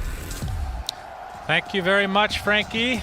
Sunsfan with Cinder and Vici Gaming versus T1 Game 2 of the best of 3. Vici Gaming, of course, have to win to stay alive. If T1 wins, they face off against... They get the pleasure of facing off against IG, who's the top of their group, coming into the main event. Your thoughts, Cinderin? I think I really like both drafts this game just in isolation. Like when I look at both strategies, it's very clear what they're trying to go for. You've got the T1 strategy with some good team fight between the Monkey King and Shaker with some reliable setup from Lion and Dragon Knight. Dawnbreaker following up is amazing on all of these stuns like we've talked about before. Basically has 4 good friends in this game that just have stuns that help you get into the fight. Yep. You look over at Vici Gaming's lineup, they have a nutty teamfight combo of Void plus Elder Titan. And I think Lina is one of the best mid heroes to play together with Void this patch. You have insane overwhelming damage in the Chronosphere of 2 damage types. You have the position 4 Weaver that's going to probably get a save against these single target stuns from T1. And then Old 11 on a Beastmaster high pressure hero that can get them ahead, get them vision. So really think this will be a closer game than game 1, even though, you know, Vici Gaming kind of pulled it back and made it competitive. I think this one we won't see like a 15k gold lead minute 30 for either team. Unless Carl, no, I don't think the DK versus Lina matchup, I mean, you might end up even if you're really good, but I do want to talk about this. It's good that you mentioned this, because we had another game this tournament with this exact matchup where it was Carl's Lina against Nothing to Say on Dragon Knight, and Nothing to Say won the lane. So I think that is the only hero this tournament I have seen Lina lose to a single time in that mid lane in the first 5 minutes. So gotta keep my eyes on this to see if it's a consistent thing or if Nothing to Say is just that good. Yeah, might have just been an anomaly, but yeah, we'll have to see after this. I mean, still small sample size with 2 games, but either way, this is something I do want to mention now because I'm just really interested, as you might know, Cinderin, the idea of Dawnbreaker against Faceless Void. Do you go for, like, do you prioritize Ags this game? Because of the evasion, the extra HP regen that you get, you just have to not be chronoed yourself. Yeah, so this is why Axe on Dawn is so beautiful against Void, is the problem that you face a lot of the time is when Void uses Chronosphere, if you ulti right away for the save, you end up, your hero physically comes from high up in the sky and falls down, but if there's a Chronosphere there, you get stuck on the top of the Chronosphere and your stun never lands. Yeah. So, but if you have Axe, the channel time is so long, you can just sustain it through the entire chrono, effectively giving, like you said, the 60% evasion and the healing. So yeah, absolutely, I think it would be an awesome choice this game. It would also kind of force both Ori as well as Poyoyo to get MKBs if they won't even kill on the chrono. So yeah, I think from my perspective, Zephyr should actually rush it. He shouldn't get a mech this game. It's just straight Ags. It's really? that good, yeah. First item I would love to see it. Wow. Optional Locket, maybe, but yeah, I think the Aghanims is just that good here. Very cool. As we see Carl versus Ori, as we already talked about, pretty even. I mean, 6 denies though for Ori. That's going to give him the level advantage for now, but to be expected between this particular matchup. Old 11's going to be playing the Beastmaster this time. I haven't gotten to see a ton of Beastmaster on him this tournament. It feels like that hero has tapered off a bit with the nerfs to Helm of the Dom. Well, Helm of the Overlord specifically. What are your thoughts on this choice this time around? I think it's good. It fits well with their lineup, like the panel was talking about. Getting the vision advantage for your heroes is extremely powerful. And as far as Old 11 goes, he can sometimes be a feast or famine kind of player. I think this is the kind of hero that Old 11 can take charge on and get a lot of stuff done, push towers, initiate fights for his team. His Mars in the last game was given, dealt, I think, a pretty bad hand. Like, it was a hard lane, I was playing against Razor, and overall their lanes just went horribly. So this is a different approach, and I think it's going to work very well here. Whitemon is going to get the Swarm applied to him, but the Earth Spike with the Hex and the Dust, PYW looks like he'll live. That takes heavy punish just for existing as a disgusting bug. Sorry, I just really hate bugs. So LSA is going to connect onto Carl. Ori. And once the rotations come, if Carl is still at this low HP, that's going to end up being an easy kill. Okay, Nothing to Say is just that good, confirmed. Yeah, I think so. Ori is very far ahead of Carl this game. It's not as bad as last game, though. The reverse is PYW gets caught off by that Fissure. Cuckoo, a nice enchant totem. Trying to turn this around, but it looks like, oh, one more right click will do it, but they can't reach him. Poyoyo will turn his sights to Whitemon instead. Swarm comes through, is going to connect on Whitemon, and he's going to tick down to those Beetles. As Cuckoo just barely survives as well, so first blood goes the way of Vici Gaming this time. Could you imagine that? What a way to go out. You've been to hell and back, you didn't die there, and then you get killed by a little scarab. Yeah. Those scarabs have to be really nasty.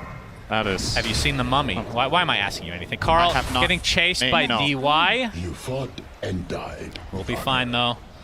And it's just one of these mid heroes I find interesting, because a lot of these players that play mid are very mechanically skilled, and DK is like, you blink, you get a blink dagger, you blink, you initiate. You're almost like an offlaner where you just get kind of expedited levels. Really, really high pressure here mid from Ori again. Carl will sustain, but will struggle to even use his Soul Ring to use mana right now without dying, and just keep getting. Yeah, Keeps laying into him there. Living on the edge right now, which you kind of have to do if you want to get this XP.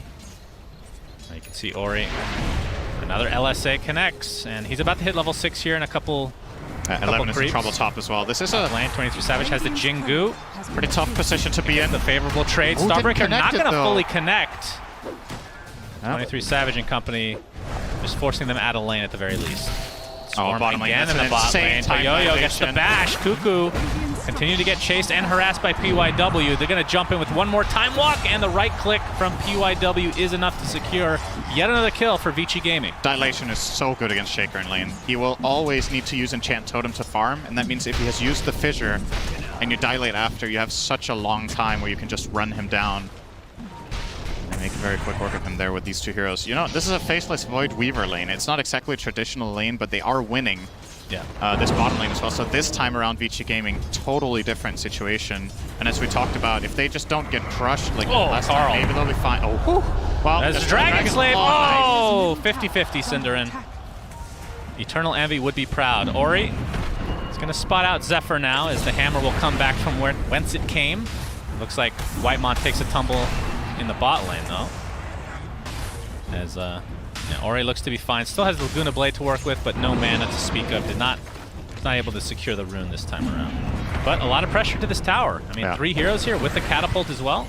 And let's see how Carl does when he's playing from behind. I feel like it's been a while since that's been the case, that Carl lost his lane this hard.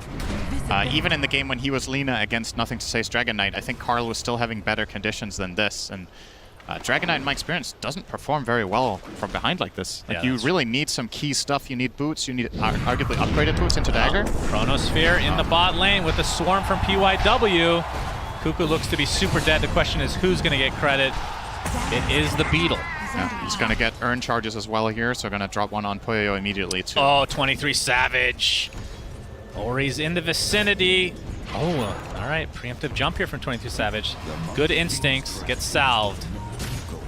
He's still not safe though. Okay, now he is. Ori's showing. Well, they're going to push with Beastmaster Hawk giving some vision here. Catapult doing some damage as well, but it looks like it'll be mitigated here. They have no glyph, so they can't keep it alive until the wave connects. And they will respect the potential play of T1 there. Yeah, Carl just trying to catch up. I mean, that's the one good thing about this rotation from T1's perspective is Lina wastes a little bit of time in that top lane, which means Carl can apply some pressure to the tier 1 tower, which is obviously Dragon Knight's prerogative as a hero in general. Puyo in the bot lane, 38 and 12 for CS. And you can see 23 Savage just a little bit ahead with 42 and 11 in the top lane. Oh, Echo Stomp will connect onto Carl. It's going to set up the LSA, but a nice counter stun from Whitemon. Going to try to turn this around as Carl gets some save from Zephyr. Gets off the Starbreaker. That's a big kill onto Ori. T1 finally on the board for game number 2. Yeah, they brought a lot of heroes to ensure this kill, but it's big. And Carl loves to get that help, and it allows him to also start laying into the mid-tier 1 tower a little bit here. He needs to push out this wave ASAP if he wants to get more attacks in.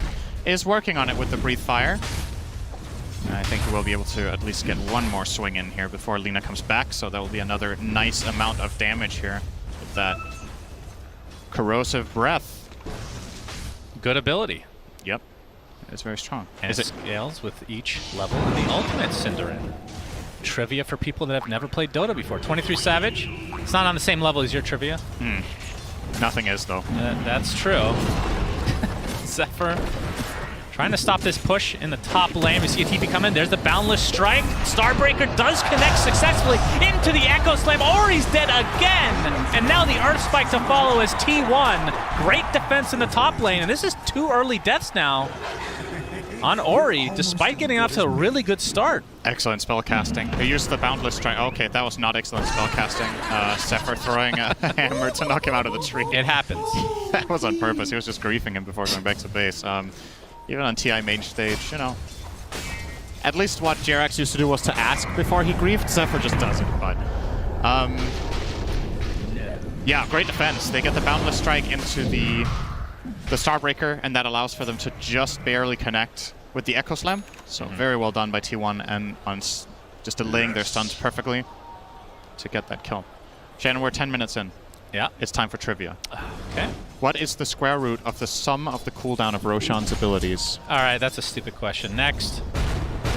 It's a whole number. Say it again. What is the square root of the total cooldown of Roshan's abilities? I don't know. 2.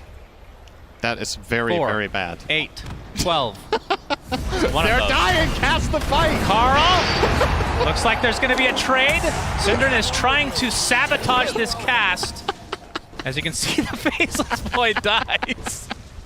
What is wrong with you? This is TI10 main stage, for God's sake. Yeah, we get to have a good time, though. That's important. That's true. No, I agree. The correct answer is 5. Very not in. That's the least interesting one. You know what? You're banned for 10 minutes from another trivia. That was terrible. That's pretty good. I would have probably waited 10 minutes anyway. Okay. I'll take it. But that's a pretty big kill. Yeah, Poyoyo. They traded a support for getting the Void, so now both big cores on the Radiant side have died. Lina twice, Void once. And neither of which have a kill, actually, which is actually more surprising on Ori, with only 1 assist. So taking part in only 1 kill overall this game. White Mon, oh, he's going to run into a lot of heroes, but looks like he is more than fine. Zephyr going to chase them out here. Stallbreaker actually does connect with the finger of death from White Mon. All right. Oh, it's such a satisfying spell. I mean, getting a kill in general is satisfying, so if there's flashy particles and a nice sound. Something about Finger of Death. You say that about every spell. No, I don't. I say it about Finger of Death. You said it last game about something else. It was Boundless Strike. That was Boundless Strike with Jingu. I mean, you can't argue against it. I'm not That is arguing. really satisfying. I'm just saying. You know, it's also You're an really easy man to satisfying. please. Trivia in 10 minutes. Oh, boy. But not yet. Down. Carl doing more damage with that Corrosive Breath, which will cause Gets denied. Poyoyo to deny the mid tower. So at the very least for Vici Gaming, they denied that. But again, given Carl's start, getting this mid tower minute at 11:30 is honestly pretty good. You know, he was pressured a lot, lost the lane to Lina, they ganked as well. But Carl still hasn't died in this lane. Has found his own fortune. Okay, Illusion Rune will go the way of the Dragon Knight. Obviously, keep in mind these illusions also have Corrosive Breath, so if Carl wants to, he can kind of do a little bit of a rotation move here. I believe at least they have the full Corrosive Breath, so he could send them to... I actually don't remember. Do they stay in dragon form when he turns back? Yes. You sure about that? Yeah. The reason you're not Terrorblade sure is is the one that's Terrorblade, but that's because his is an aura. Yeah. Okay. So they should stay in dragon form the full duration. Yep. And I do believe I just saw that. Okay, they don't turn dragon. Trivia: do they turn back to human or not? I could promise you they used to. Yeah, they well, are. You're a freaking boomer. They're still in dragon form. It's What? just visual. They're attacking. Oh, from you're right. No, go to dragon. Knight. Okay. Damn it. I told well, you. Well, technically, I'm right. They are human form. They're just attacking in range form now. So we're kind of both. I mean, technically, I am the right one here, Synderen. So human form in visual aspect only. I don't really want to give you this one. I don't feel like you're right. All right, Echo Stomp. Oh, all right. Mischief not able to dodge that. But it's not going to turn into any fight yet. So Vici Gaming, they have some crazy team fight. Haven't really talked about this much, but the Chronosphere into the Earth Splitter as Cuckoo jumps in with that Blink Dagger, Enchant Totem. Here comes Zephyr as well. Starbreaker should cancel that Echo Stomp. That ends up being a freebie for T1. But yeah, a lot of setup, or not a lot of setup, but a lot of chrono damage once that's placed. And then once Weaver, Mr. PYW, I would assume goes for Ags next. If he's on the outside, you can... I mean, there's just so many options for Vici going forward. I really like their lineup. It's pretty crazy, by the way. Carl is second on net worth now. He's made a comeback. Fully recovered, yeah. I mean, part of it is impressive. because of the deaths on Lina have set her back a bit. For sure. And the big breadwinner currently is, of course, 23 Savage on the Monkey King. No big surprise there. It's a good lane for him against the double melee hero. Yep, Weaver, Swarm onto PYW. Zephyr. 23 Savage is in the area, though, so looks to be fine. As Poyoyo on the Faceless Void has the Orb of Corrosion, excuse me. Yeah, the other item doesn't exist anymore. Yeah, Orb of Destruction was deleted, in fact. PYW. PYW might be in some trouble. He got Sentry dusted. is for the other side. Oh, the time lapse, but right back into the arms of T1. So another finger charge for White Mon. Is Earthsplitter actually coming in? He's going to connect on Cuckoo, trying to kill this annoying Wild Wing Ripper before his untimely death, I would assume. But 23 Savage has other plans. He gets off his ult with the Boundless Strike. Roar is there to keep them at bay, though. But it's going to be a second kill in favor of T1. And despite having that Roar, Looks like this is going to be the death of Beastmaster as well. But here comes Poyoyo. He gets a big Chronosphere. Not that much follow-up, though. They're going to find one kill onto the Earthshaker. It's Ori being pursued by the Monkey. 23 Savage. As the Boundless Strike connects Whitemon in the vicinity, this is going to be another kill onto Ori. Just such a rough game for him after that really good start. Oh, I'm sorry. I'll get to why I'm laughing so hard right now. Let's see if he gets help. Carl looks no fine. bash. All right, tell me why you're laughing, Cinder. All right, so Carl blinks in for the follow-up when they're on the Lina, and he shoots his breathe fire like 500 range away. Misses it completely and plays the set. Nice. Well, at least it's a good effort, though. That's yeah, and he is clearly having a laugh at it. Unfortunately for them, it didn't really matter, but that was funny.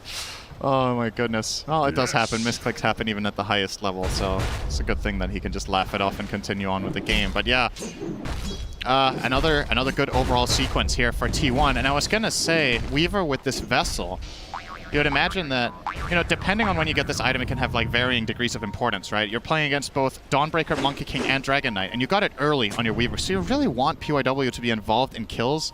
It helps so much until they start getting the BKBs on DK and Monkey. Unfortunately for him, though, he was the start of that fight. He got killed first as, they found out DY. Yep. He is toast. Tons of stuns.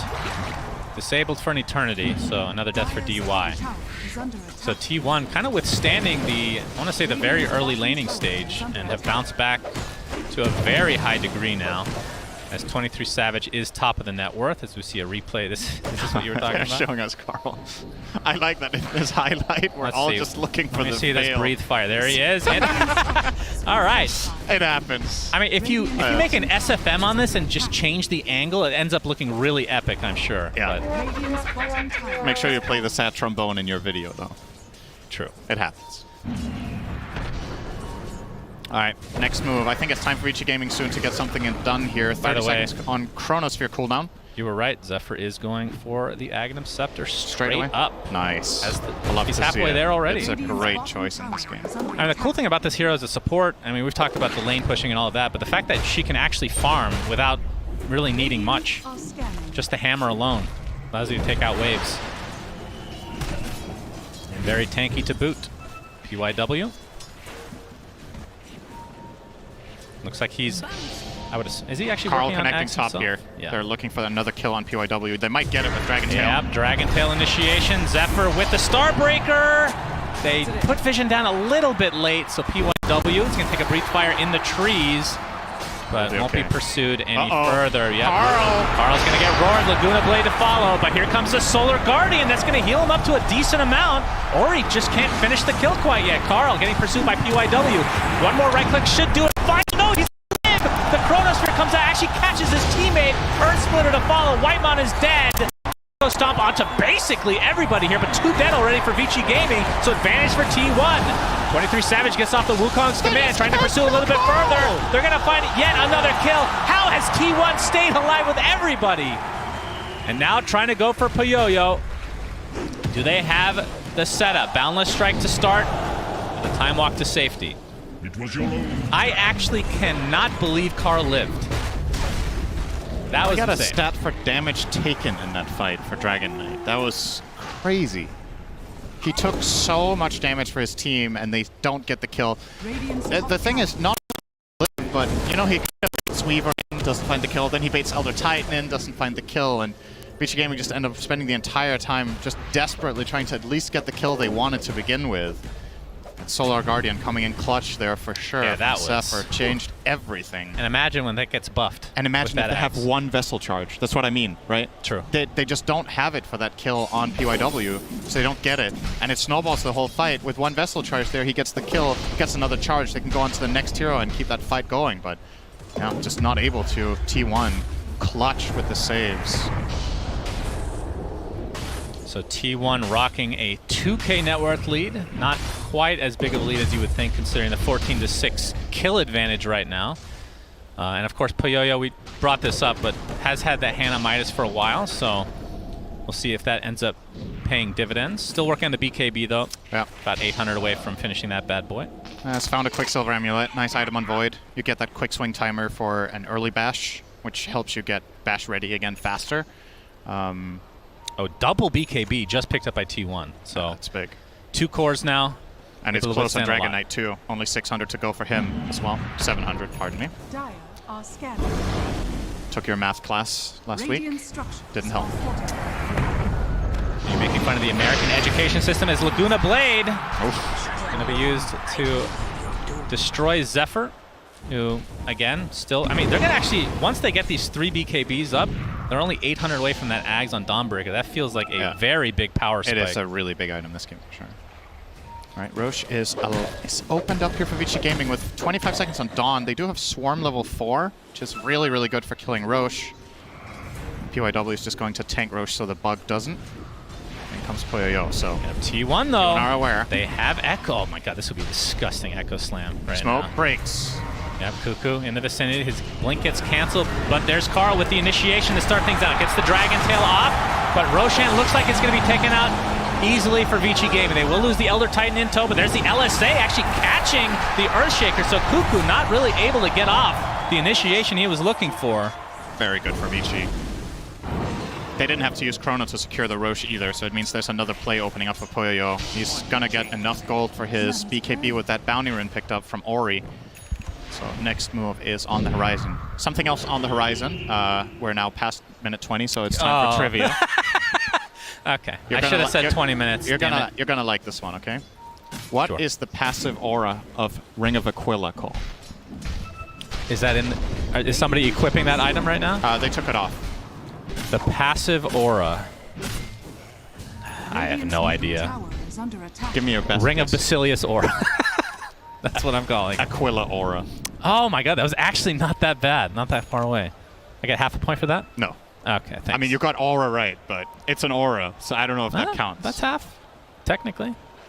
It's like you know saying, how you what feel kind about of ice technically? cream is this? And then you say licorice ice cream, but it was orange ice cream. You're like, I was close. I got ice cream right. I mean, come on. Of course, it's ice cream. It's still true, though. Carl. Oh, we Echo? got the Echo Slam come out with the BKBs activate. Can they blow up?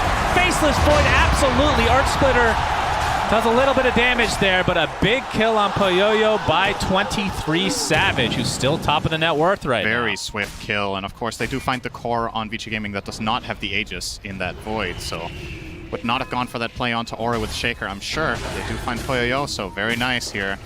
Gonna delay that timing of the Aegis. There's still 3 minutes 20 left for Vici Gaming to try to use this Aegis to get mid-tier 1. I still think that's what you really want to try to grab with this, but unfortunately for Vici Gaming, struggling a little bit to get in, right? Like, that's the problem. There's no dagger on Old 11. Your catch is pretty limited without it. Void can commit a time walk into Chrono attempt. But they have the Helm of the Overlord Center. Old 11, he's got the big, juicy golem. No, it's the golem. There's no They used to have a dragon. Now it's a golem. It died. Yeah, this guy uppercuts like none other in the game. One of the best animations, in fact. Absolutely love this guy. As we see... I wonder if his eyes glow in the dark. That's a very random question. They probably do, actually. Okay, good to know. Trivia. Ori has the invisibility rune here. 23 Savage in the area with Wukong's command available, but of course they don't have Echo Slam, so this will be a little bit of a difficult hold, but 23 Savage does use the Wukong's command, gets roared inside his BKB form, but you can see Kuko and company just focusing on Ori. That is the Aegis down. DYW looking for a potential Echo Stomp here, but there's the jump in, a quick BKB by Ori, trying to turn it around. Laguna Blade takes off the head of Lion as Carl now trying to retreat, but there is the Chronosphere and the counteract from that Solar Guardian. I believe that is the Echo Slam Solar Guardian Center, or the Agnum Center, I should say. The evasion comes through as 23 Savage getting pursued, now completely surrounded. It's going to end up being an easy kill, surprisingly enough for Vici, as they continue to try to take T1 out. Echo Stomp onto 2. Now onto the high ground, they will attempt this as that Ogre is still beating the crap out of a dragon. It is a golem. What did I say? Ogre. Ogre Golem. I'll give it. That's okay. It's yeah, it is. Let's That's see. true. That's true. Crazy fight. Like, what's really important in this for Vici Gaming is two things. First of all, the amount of spells that T1 need to use to get the Aegis in the first place. They use Monkey King's ult, which ends up expiring. So they just run out of damage on T1. They really need this Wukong's command to continue that fight. Echo Slam was not available, I think, for Kuko, or at least didn't find a good one. And they were hoping to instantly hex Ori out of the Aegis. He popped BKB faster than they could hex. Yeah. Lion dies instantly. you have a Dragon Knight out of position who's trying to Dragon Tail the Lina, so effectively you just put yourselves in a really bad position when your spells were down. And in hindsight, it's easy for us to say, just take your Aegis kill, be happy with it, back off and lose the tower, but that was not going to work with the way T1 set that up, and they got punished for it pretty hard. And keep in mind, they didn't have the Echo Slam still, so just came back off cooldown as they used it earlier to get a kill prior to that. But you can see the confidence from T1, not having a big ultimate like that, still feeling like they can take him out, but the quick fingers from Ori. And you did see the impact of Solar Guardian in that fight, by the way. He used it on the Chrono Dragon Knight, who took no damage from Void. Yep. He was actually healing while Dragon Knight, or while Void was attacking him, just nothing coming out from Toyoyo onto that DK. So if things are set up a little bit better for T1, you're going to see that Solar Guardian play a really big role. Top of the net worth, though, after dying a couple times, Cinderin, Ori doing very well now. His score doesn't look that great, 3-4-3, but considering he started at 0-2 and 1, yep, has definitely bounced back, going for the MKB, which big item he went Crystallis first, so I'd assume as a Shadow Blade or the Silver Edge was planned, but switching it up now. Yeah, he has to solve this Solar Guardian problem, as we talked about. Both Lina and Void will likely be going that route, and they do indeed. Void is going to finish Sanj and Yasha, and then he's got it planned as well here, Poyoyo. So, you know, you can look at this from two perspectives. You can say glass half full or glass half empty. It's like, yeah, when they both get MKBs, how good is my Ags? But the other way of looking at it is, wow, I made 2 cores by MKB. Right? Yeah. So I feel like that's like worth MKB 4,200 gold. It's not like it's bad. It's not a bad item, but it's not what they want, right? It's not the standard build that these two heroes will go for. They're doing it out of necessity here, not because they really want to. Right. So you force their hand with 1 support item, which is pretty nice for T1. Vici Gaming sporting the 3K net worth lead. Now this game is super close, and again, just to reiterate the implications, if Vici loses this, they are out. And if T1 wins, IG is their next opponent. That is technically correct, Cinder. Thank you. And what do we say to that? Technically correct is? The best kind of correct. Thank you, Chan. You've been paying attention. That's very nice. I feel like you're puppet. I asked you earlier today, and you said terrible. And I was like, because I'm sick of interacting with you. I'm just sick of your shits. And understandable. Have a nice day. Zephyr in the trees. He's being spotted out right now. Old 11. I mean, they're just trying to ensure that they will find this kill. They have to expend the roar, but it's going to be an easy one. Yep. No problemo here. It's like, hey, Poyoyo, would you like a kill by any chance? Don't mind if I do. And yeah, the roar is a relatively low commitment spell, right? It's 80-second cooldown on level 2 here for Old 11. So they just want to use that whenever they can to get a pick. And this is a very reliable place to find Dawn, by the way. Like we talked about the last couple of Dawnbreaker games we've cast, this hero will often gravitate to the top area on Dire to just push out that lane while the team plays together as 4. And then you want to connect with them with Solar Guardian. So Old 11 can keep sending Hawks up here in the tree line and has a very high chance of finding that Dawn. PYW with the Ags completed has found a Psychic Headband as well, so good cast range. Yeah, that's on fortunate that. for So it's him. 700 instead of 600.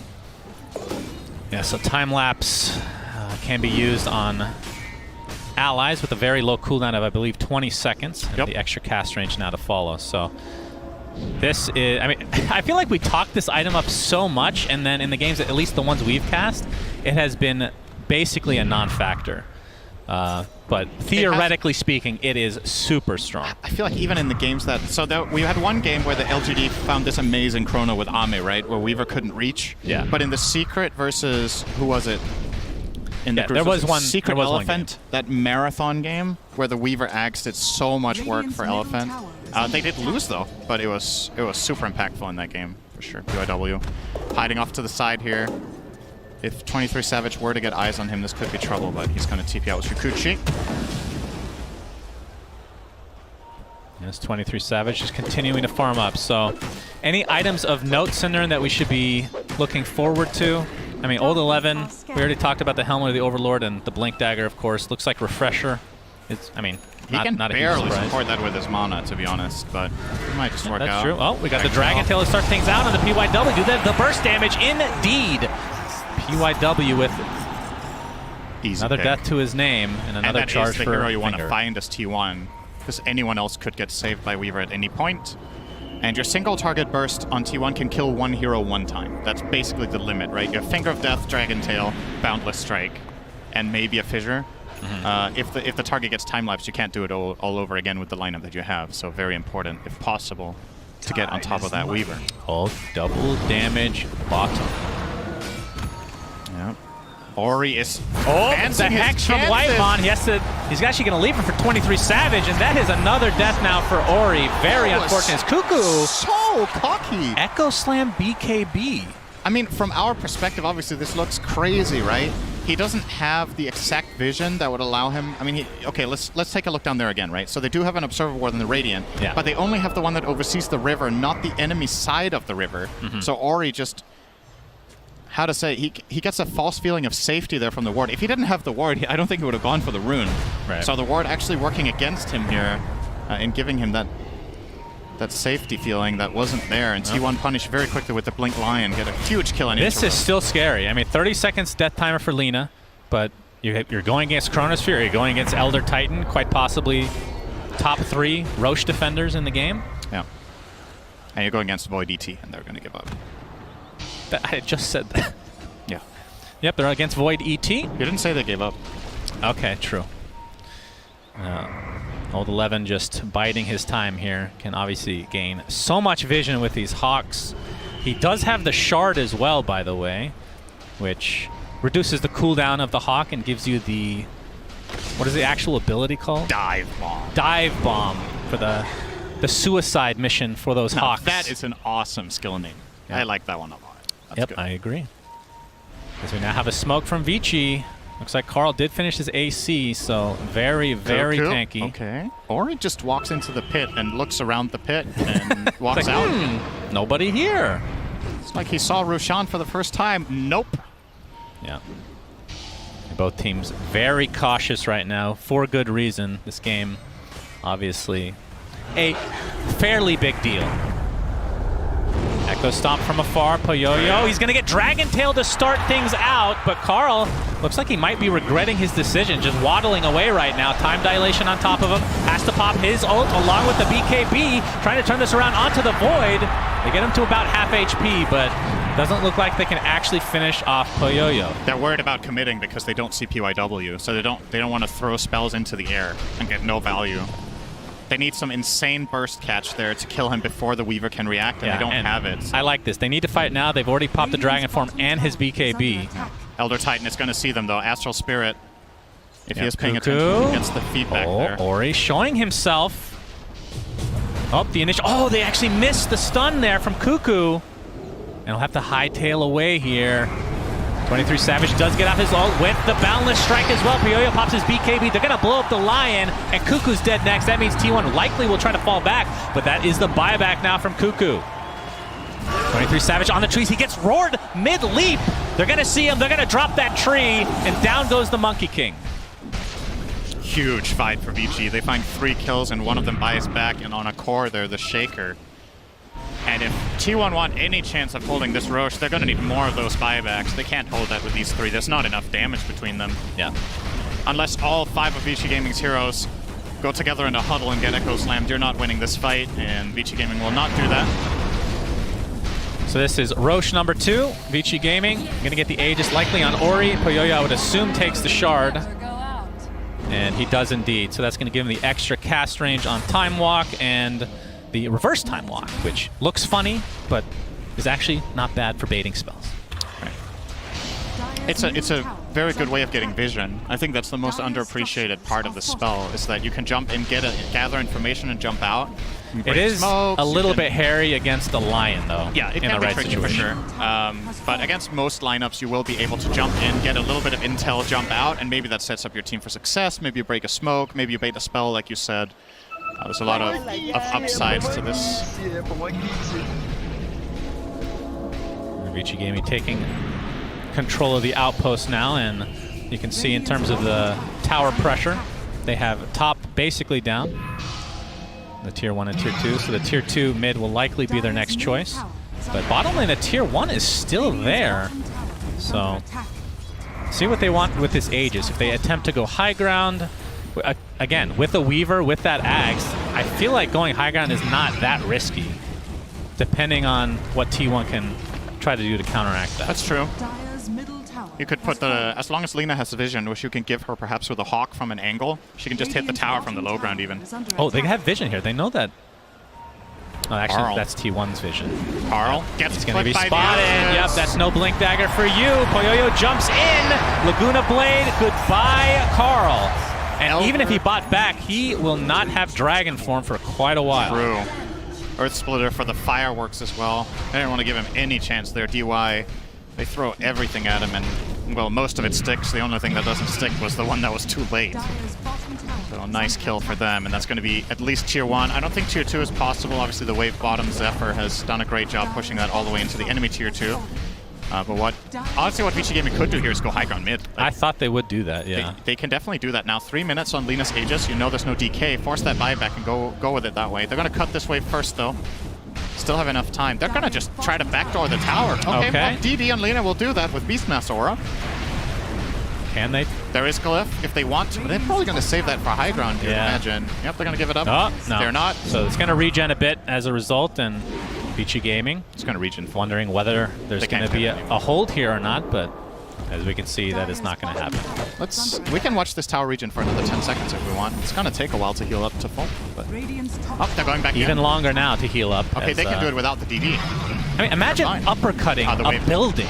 The fact that he can uppercut a building is impressive. Yeah. This granite golem. Very big boy.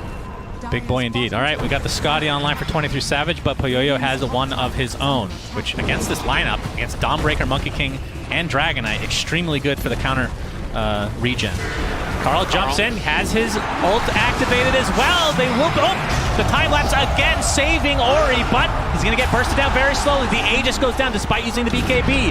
Chronosphere on top of 2, but there's the Solar Guardian. You can see how much Cuckoo is healing, but the Laguna Blade just rips right through him. No buyback on the Earthshaker. It's a 5v4 just like that. Splitter. Yep, we got the Earth Splitter coming out. Trying to apply this pressure to Zephyr right now. A nice Starbreaker, but Poyoyo should be able to finish him off as most of T1 just hightailing back to base. Carl gets taken out. No Dragon Form for you. And Vici Gaming look primed and ready to force a game number 3, Cinderin. 23 Savage having a bit of an identity crisis, saying, I'm not scared, bro, I'm Cuckoo. No, sir, Cuckoo is your teammate on Earthshaker who died before you, trying to find a kill on a Weaver. Yeah, GG's going to be called. It is nice game for Vici Gaming. So difficult to play into Weaver Aghanim Scepter. I mean, they had to kill Cuckoo several times over, but they did so regardless. And T1 now potentially, I mean, they're both on the brink of elimination, technically speaking, Cinderin. Loving the adjustments from Vici Gaming this game. I really think they got a much better game. The key part for me, even though Ori got ganked a bit, again, the tables were turned in the game from the get-go, right? He's winning his lane, he's forcing the rotations onto him from the enemy team, and it just opens up for both the Beastmaster to maybe get a better game than you could have expected, especially both Faceless Void and Weaver crushing the bottom lane as well. As a result of that, they just end up getting so many victories across the map. And that really, to me, is one of the key parts.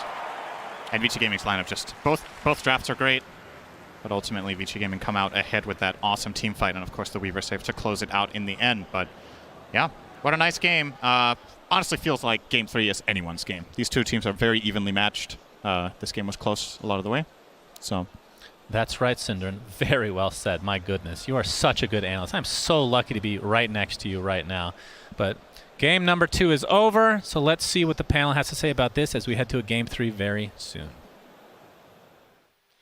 Vici Gaming has taken game number 2, forcing us to have a game 3. And one of the things that both Cinderin and Sunsfan were saying was that Vici Gaming really shaped up that in this last game, and they had a lot of control. So tell me what they did. How did they shape up AUI? I think what's a control on top of having the heroes to... I mean, it's not like they pushed the tempo, but... Insane, you help me, because I completely blanked Dude, out. I'll tell you what Sorry. it is. It's all my boyo-yo, po-yo-yo. That Faceless Void itemization was top tier. I think him going for a more tanky-oriented build was probably the solution, because I think generally, if there's Alina in the backlines, then you don't need to worry about damage yourself. You just need to worry about the initiation. You just need to worry about surviving Dawnbreaker Solar Guardian. And so he was able to pull that off. Lina was chucking the fireballs in. It was a good 1-2 punch from Vici Gaming. Yeah, I feel like for me, these two teams, what I learned from watching Game 2 is I feel like neither of them really have a good way of shutting each other down.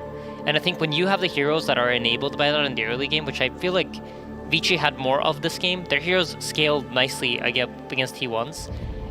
The team that is going to get that condition on their side is favored. And that's what I feel like this Game 2 was.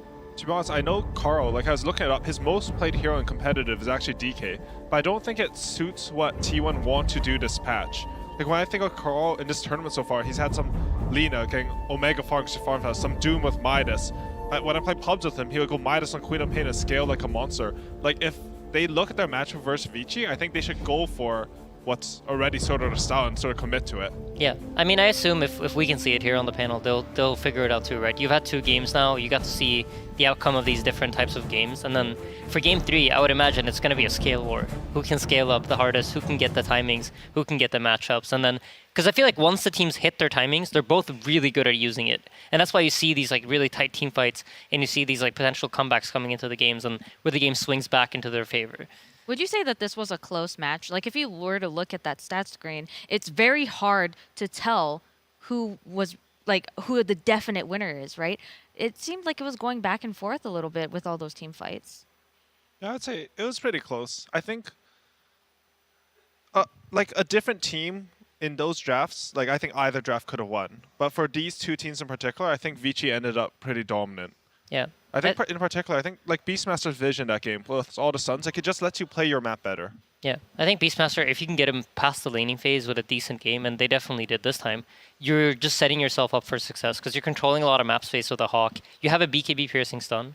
And why that is important is because as the game scales up, people start buying BKBs. Right. And one of the biggest struggles that you have is if you're not able to kill a hero, then you have to ignore it, and it's 9 seconds of free damage. But when you have the Roar, whoever's BKB'd still has to keep this positioning in mind. And I think, I mean, Old 11 played this game amazingly. I think he really, really shined on that Beastmaster. So these stats are up, but for someone at home who may not know if 227 last hits and 557 experience per minute is a high number, can you just kind of explain these stats? Like, are they good? Are they average? Are they TI average? Or what are your thoughts on them? It can be relative to the length of the game, so the per minute stats are always a little bit tricky depending on how you look at it.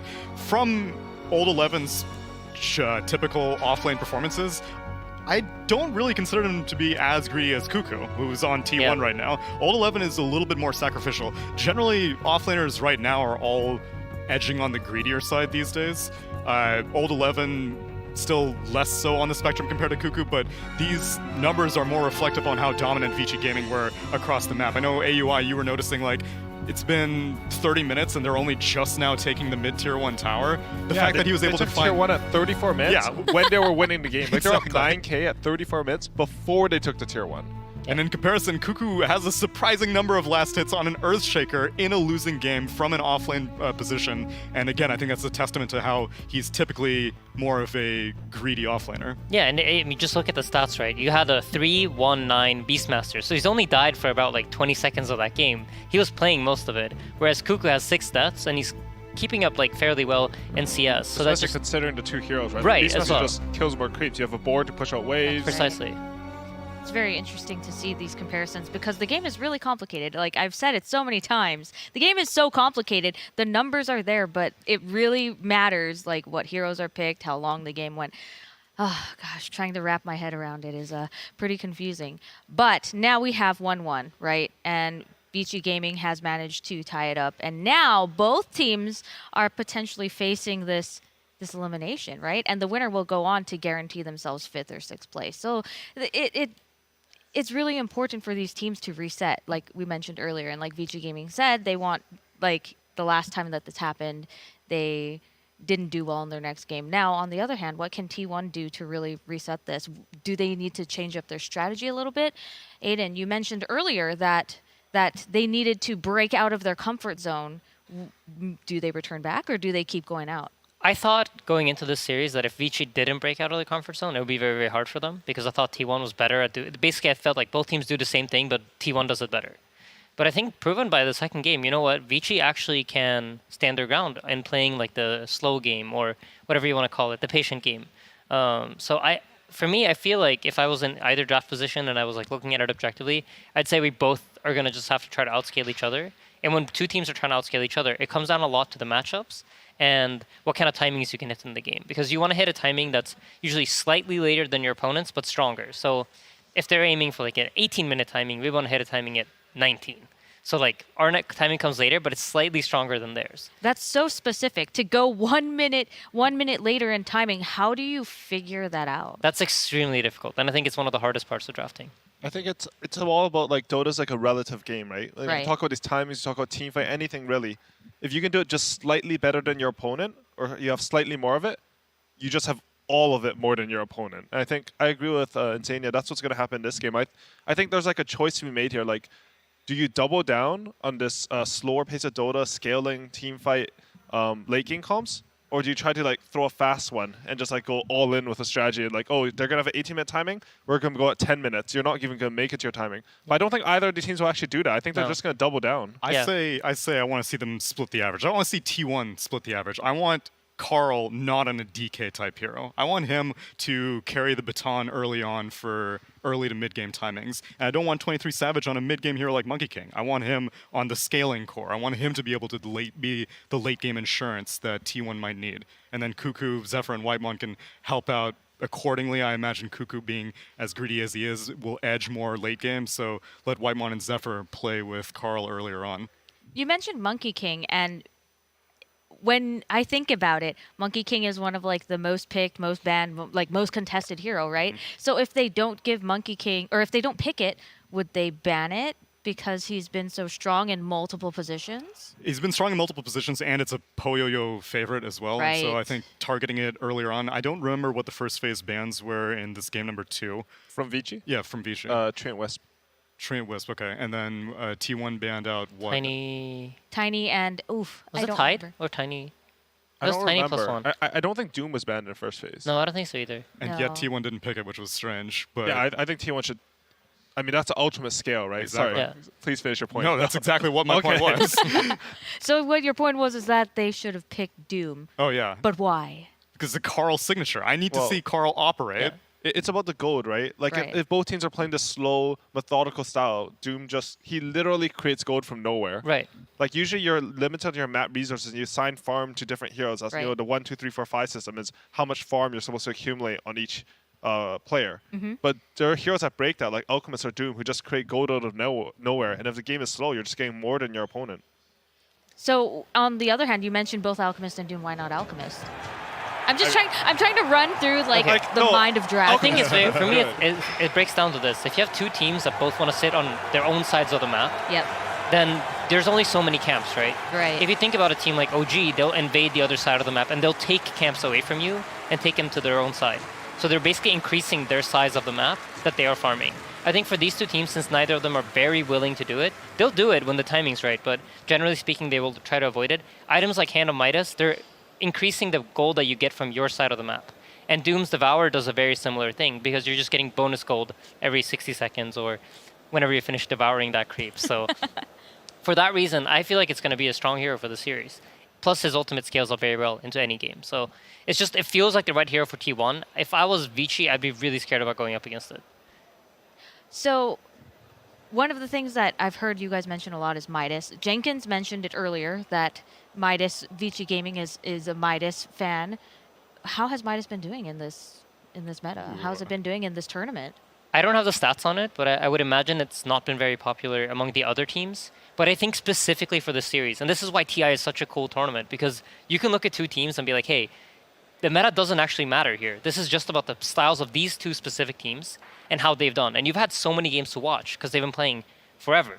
Like there's so many games of like data to look at and be like, okay, this is the way they're going to approach this. Most likely, they're going to approach this game in this set way. And suddenly, an item that probably isn't that popular becomes very, very good for this specific series. Do you think that Vici Gaming had any modifications to their gameplay against EG? Because coming into it, I thought that for sure EG were favorites, considering the two stylistic differences. I thought that EG lane mechanics superiority would prove to be too difficult for Vici to deal with.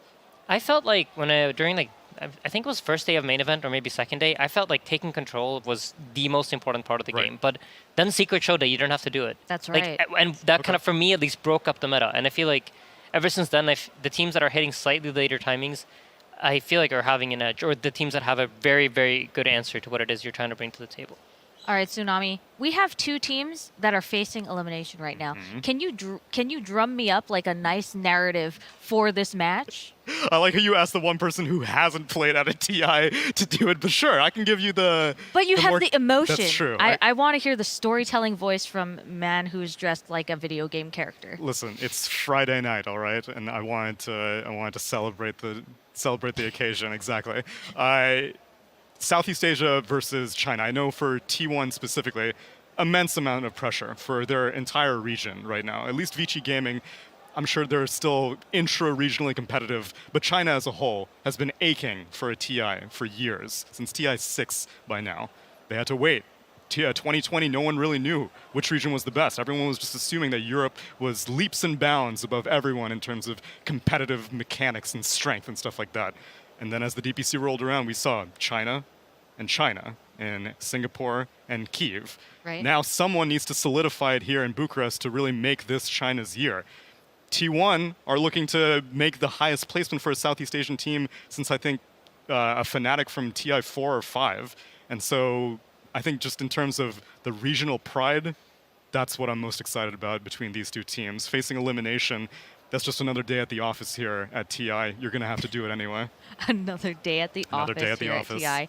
Now, we don't have any draft yet, but I want to know which team you three each have for taking this series. And I know that that's very hard because there's no draft, but I would like to know anyway.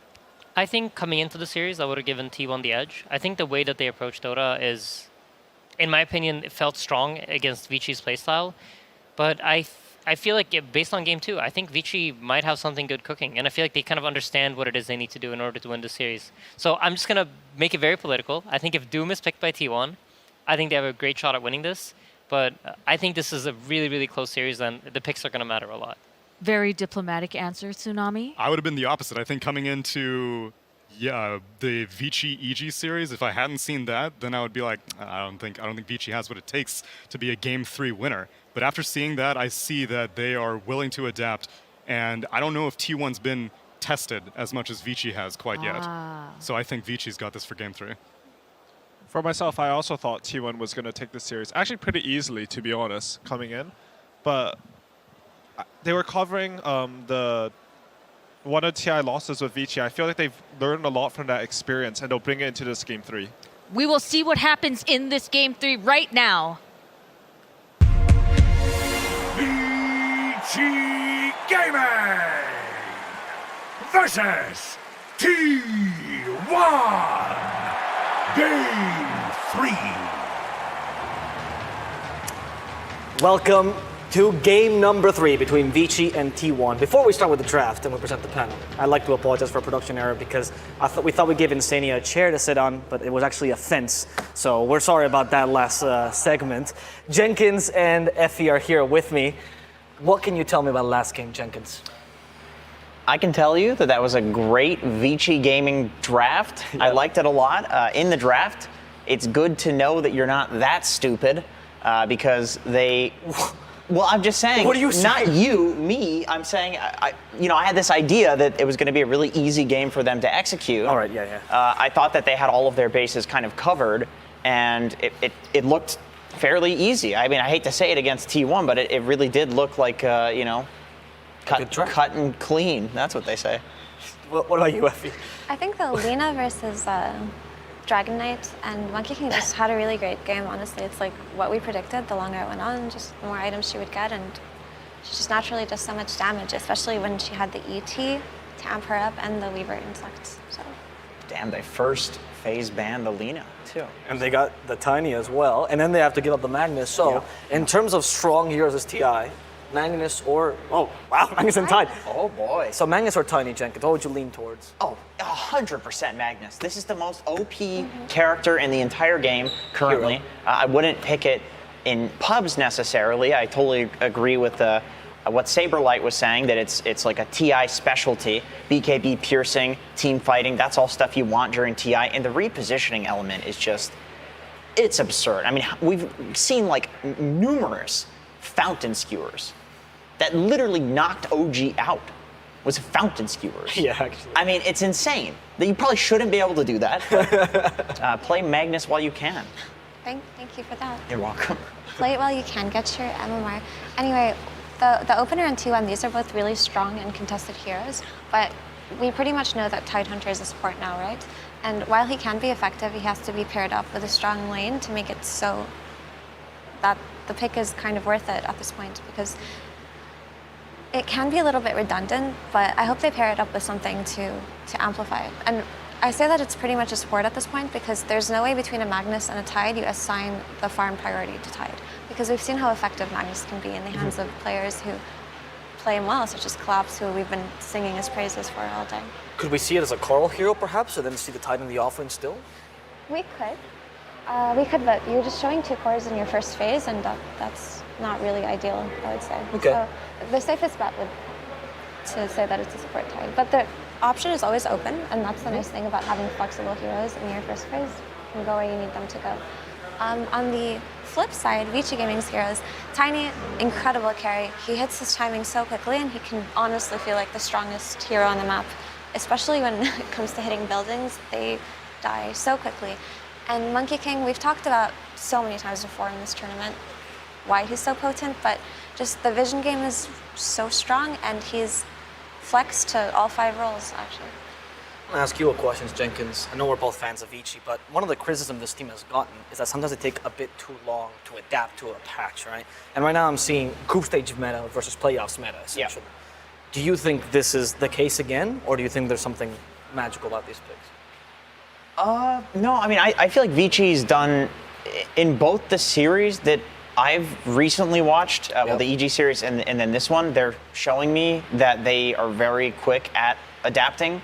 Okay. I thought the Omni Knight pick was kind of crazy. I also thought that they needed to pick something fresh and new against T1, and then in game 2 it's like, well, okay, that didn't work out, so that's obviously not right. And then game 2 they changed that around. They didn't pick anything too crazy. It was a bit of a different style, but it worked out. And so I feel like Vici's just what they said in the interview about having pocket picks and not having to reveal all of their heroes, it actually did turn out to be true for them.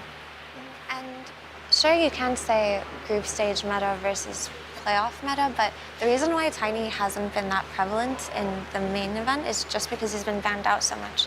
So I really do still think this is the strongest carry in the game, and if you can get your hands on him, you should. We saw it on OG, actually, where there was a moment, I will never forget that play, because I think it's ridiculous, where Samael was alone and there were 4 heroes around him, and they decided the best option was to retreat. To run away from him, yeah. So Enchantress is kind of rising up a little bit throughout today, but it's because she was picked up against an Omni Knight, which makes her all the more valuable. But in terms of laning, Enchantress is incredibly strong against Monkey King, because you can dispel the Jingu stacks, but also you can just get a creep and whack away at him, right? Ideally, you don't want this Monkey King to play on Tide's lane.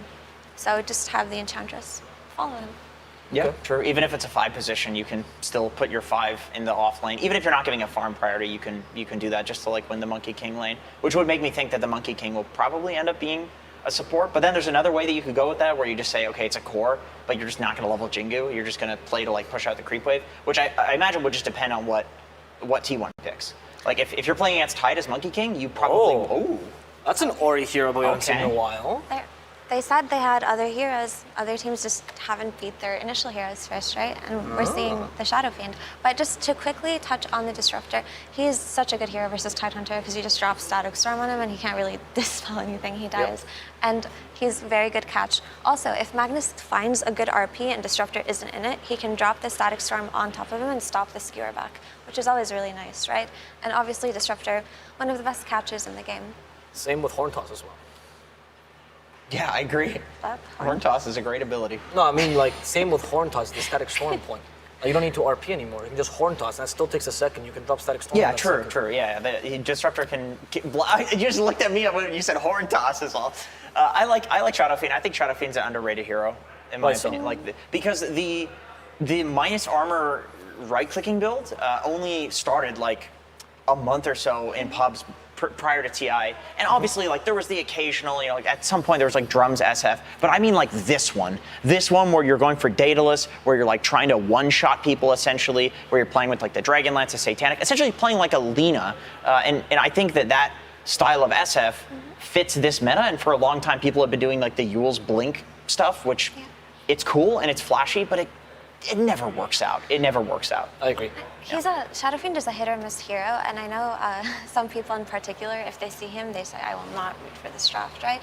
But think about it in the bigger picture. Like right now, do they have the damage to take down Shadow Fiend? Not really, and they're gonna have to correct that, right? Because Magnus, sure, he can blink on him and skewer him back, but Tide support and Ench support aren't really going to kill him. So I think maybe we could see something like a Leshrac come out of T1 just to correct the damage issues and play on these big cooldowns. But also, because of Shadow Fiend's enjoyment of buying Silver Edge, he will enjoy Tidehunter and Enchantress, right? Right-click them, kill him. Simple as that. Batrider's that damage hero we were talking about. I want to point out that Cuckoo was revered for ages as being one of the best Batriders in SCA, if not the best. Carl was also considered that. They have two of the best Batrider players in SCA in this team. Agreed, and actually, Carl was playing Batrider when nobody was playing Batrider, right? Do you remember that DK patch? And some people would say, hey, this looks like a good bat game, and they'd play it and they'd lose, and they said, okay, this hero is not good. I remember that. That was rough. Yeah. Until he got buffed a few patches later and was a monster, and then he got nerfed again. But Carl believed in the hero from the get-go, and he won. He would always try to go for the Batrider games whenever he could. So this is a comfort pick for sure. And he does function similarly to Leshrac in that's the damage we were talking about. They really need to fix it. But I think they still need a little bit more damage. This is like the perfect Batrider game, and every single time I say that, I jinx it, and then the Batrider just gets horribly owned. So that was at the Animajor. This is TI. It's just maybe going to be different. With Disruptors, not most. Yeah, he can't. Well, I was going to say, following that, but I don't think that's what makes Batrider good anymore. I think that's an old-fashioned way of thinking about Batrider. The way you play Batrider now is you get Boots of Travel, you get BKB second item. People don't even go for Blink Dagger anymore on Batrider oftentimes. It'll be like Octarine Core, Shiva's Guard, things like that. Even like an early refresher. And it's all about just doing tons of damage, and he's one of the few heroes. Have you ever played Tiny versus Batrider? He doesn't care that you exist. He doesn't care that you have 3,000 HP, because Batrider, it doesn't matter. You need like magic resistance to deal with the Batrider, and you don't get that on a tiny carry. True, and if you just want to look at the laning picture, just Batrider should have such an easy time versus Shadow Fiend. And you know, Monkey King support. In the tree, the way that you play it is you sit in side lanes and then you push waves out, but Batrider builds Boots of Travels. He's literally one of the best heroes in the game at killing people who are sitting in side lanes. Like, you cannot play that style of Monkey King versus a Batrider. You can't play. It's really rough. Last pick, Vengeful Spirit, which I'm assuming, judging by the draft, it's an off-lane Vengeful Spirit? Yeah, so the first thing that you can see here is you swap and you save the lasso target, which is incredibly valuable. And there's also that extra minus armor that they're going for with this SF, and of course the Tiny is going to benefit from it as well. My issue with VS is just she's going to need to have a good start, right? But so far, like, you look at these two supports, Tide and Enchantress, and they're not that scary. They're just... Enchantress is very strong on lane, but Tide is a Ravage, basically. So she should have an okay time. I agree with that, and I feel like that's why they're going to put Tide off lane, Mag mid, or Mag carry, and then... Just kidding. Nope. Okay, just kidding. Okay, that is a Tide support, or Magnus support. I don't think you want support Mag at all. Like, Zephyr Tide. That hero needs farm priority. Okay, I mean, I'm just guessing. Jenkins. So 23 Savage, who loves his Wraith King, one of the only players who really believes in this hero and asks for it. And the way that T1 have played it in this tournament, they just go for Armlet, Deso, and they just run you over, right? And if you pair it up with this Batrider, he gets his timings, and this Magnus, who's going to empower 23 Savage to hit his timing earlier, I can see them actually succeeding in doing what they want to. Tell me the strengths of Vici's then. The strength of, I was going to say I really favor the T1. No, T1 tell me draft. the strengths for Vici Gaming. The strengths for Vici Gaming, well, they have a ton of minus armor and right-click damage in the late game. If the game goes late, they're definitely going to win, but I don't think it's going to go late. Okay, that's a traditional Vici thing. Their Roche potential is like quite high if they get a good fight somewhere, right? And Shadow Fiend can farm quickly enough to hopefully match Batrider if he doesn't get ganked, right? So Enchantress and Tide aren't the best heroes in ganking SF, so you can actually guarantee that he's going to have an okay time, right? Well, now that we have gotten the game, we need to find out how to break this game down. And that's why we have the last word segment. And what do you need to get rid of the last word? You need a purge. Incredible throw. I'm really impressed. It's going to be a pretty cool game.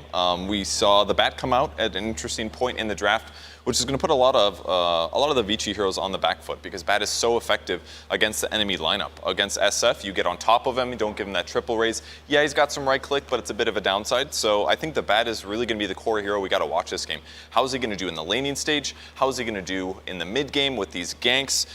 Vici did try to offset that a little bit with the Venge pick so that they can actually swap Bat out of position or save whoever gets grabbed. There are tools that they can use to end it, but let's hop into the game here. Take it away, casters.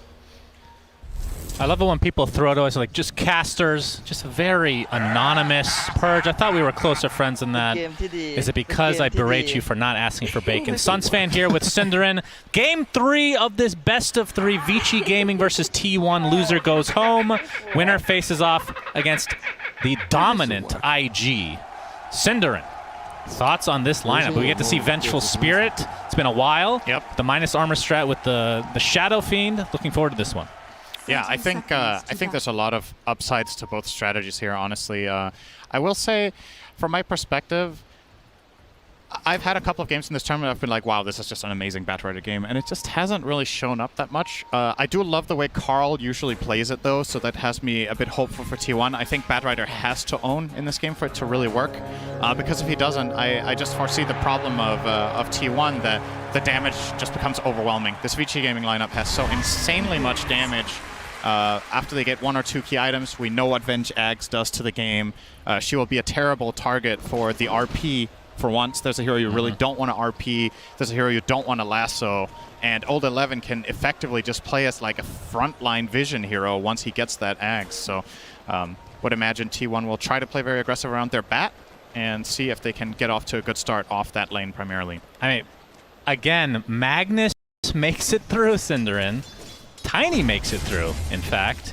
Treant Protector ban. Obviously, we saw T1 use that. It didn't have the biggest impact in the game that we specifically cast, but you can see the respect for T1, one of the few teams to bring something like that out. He has the advantage going right off the bat. Heh. Nope, deny. All right, as we have first blood. Whitemon actually takes out PYW. It's an unexpected kill, Cinderin. Yeah. Obviously, Enchantress rotating down here for the 3-man gank will yield some sort of success, and Vici Gaming maybe not expecting this rotation, but yeah, I think it's important for T1 to help out this bottom lane. You're playing Wraith King Tide at the start against Monkey King Venge. I think that's going to be, you know, Venge usually a hero we talk about how much are you going to lose the lane. Can actually win that one, but Zephyr gets brought down top. Cuckoo still only level 1 right now, just getting completely harassed out. Throwing the tree, getting him very low. I mean, Monkey King just against any melee hero.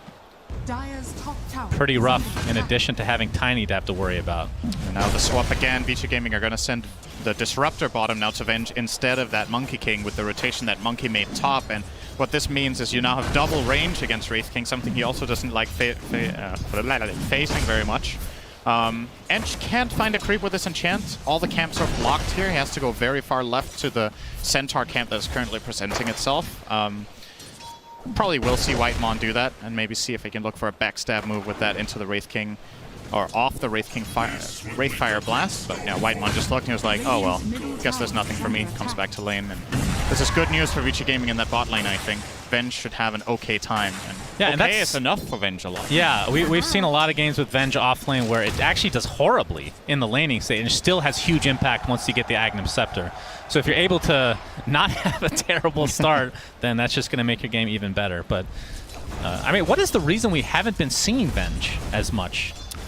I mean, there was a slight nerf to the Eggs, but I feel like it wasn't that big. I still thought Vinge was going to be a pretty big pick this tournament. I'm as surprised as you are. Like, I don't know if you're surprised. You just asked the question. Very surprised. Whitemon and company going on top of Old 11. So we talked about the laning stage for this hero as DY looks to be next on the list for T1.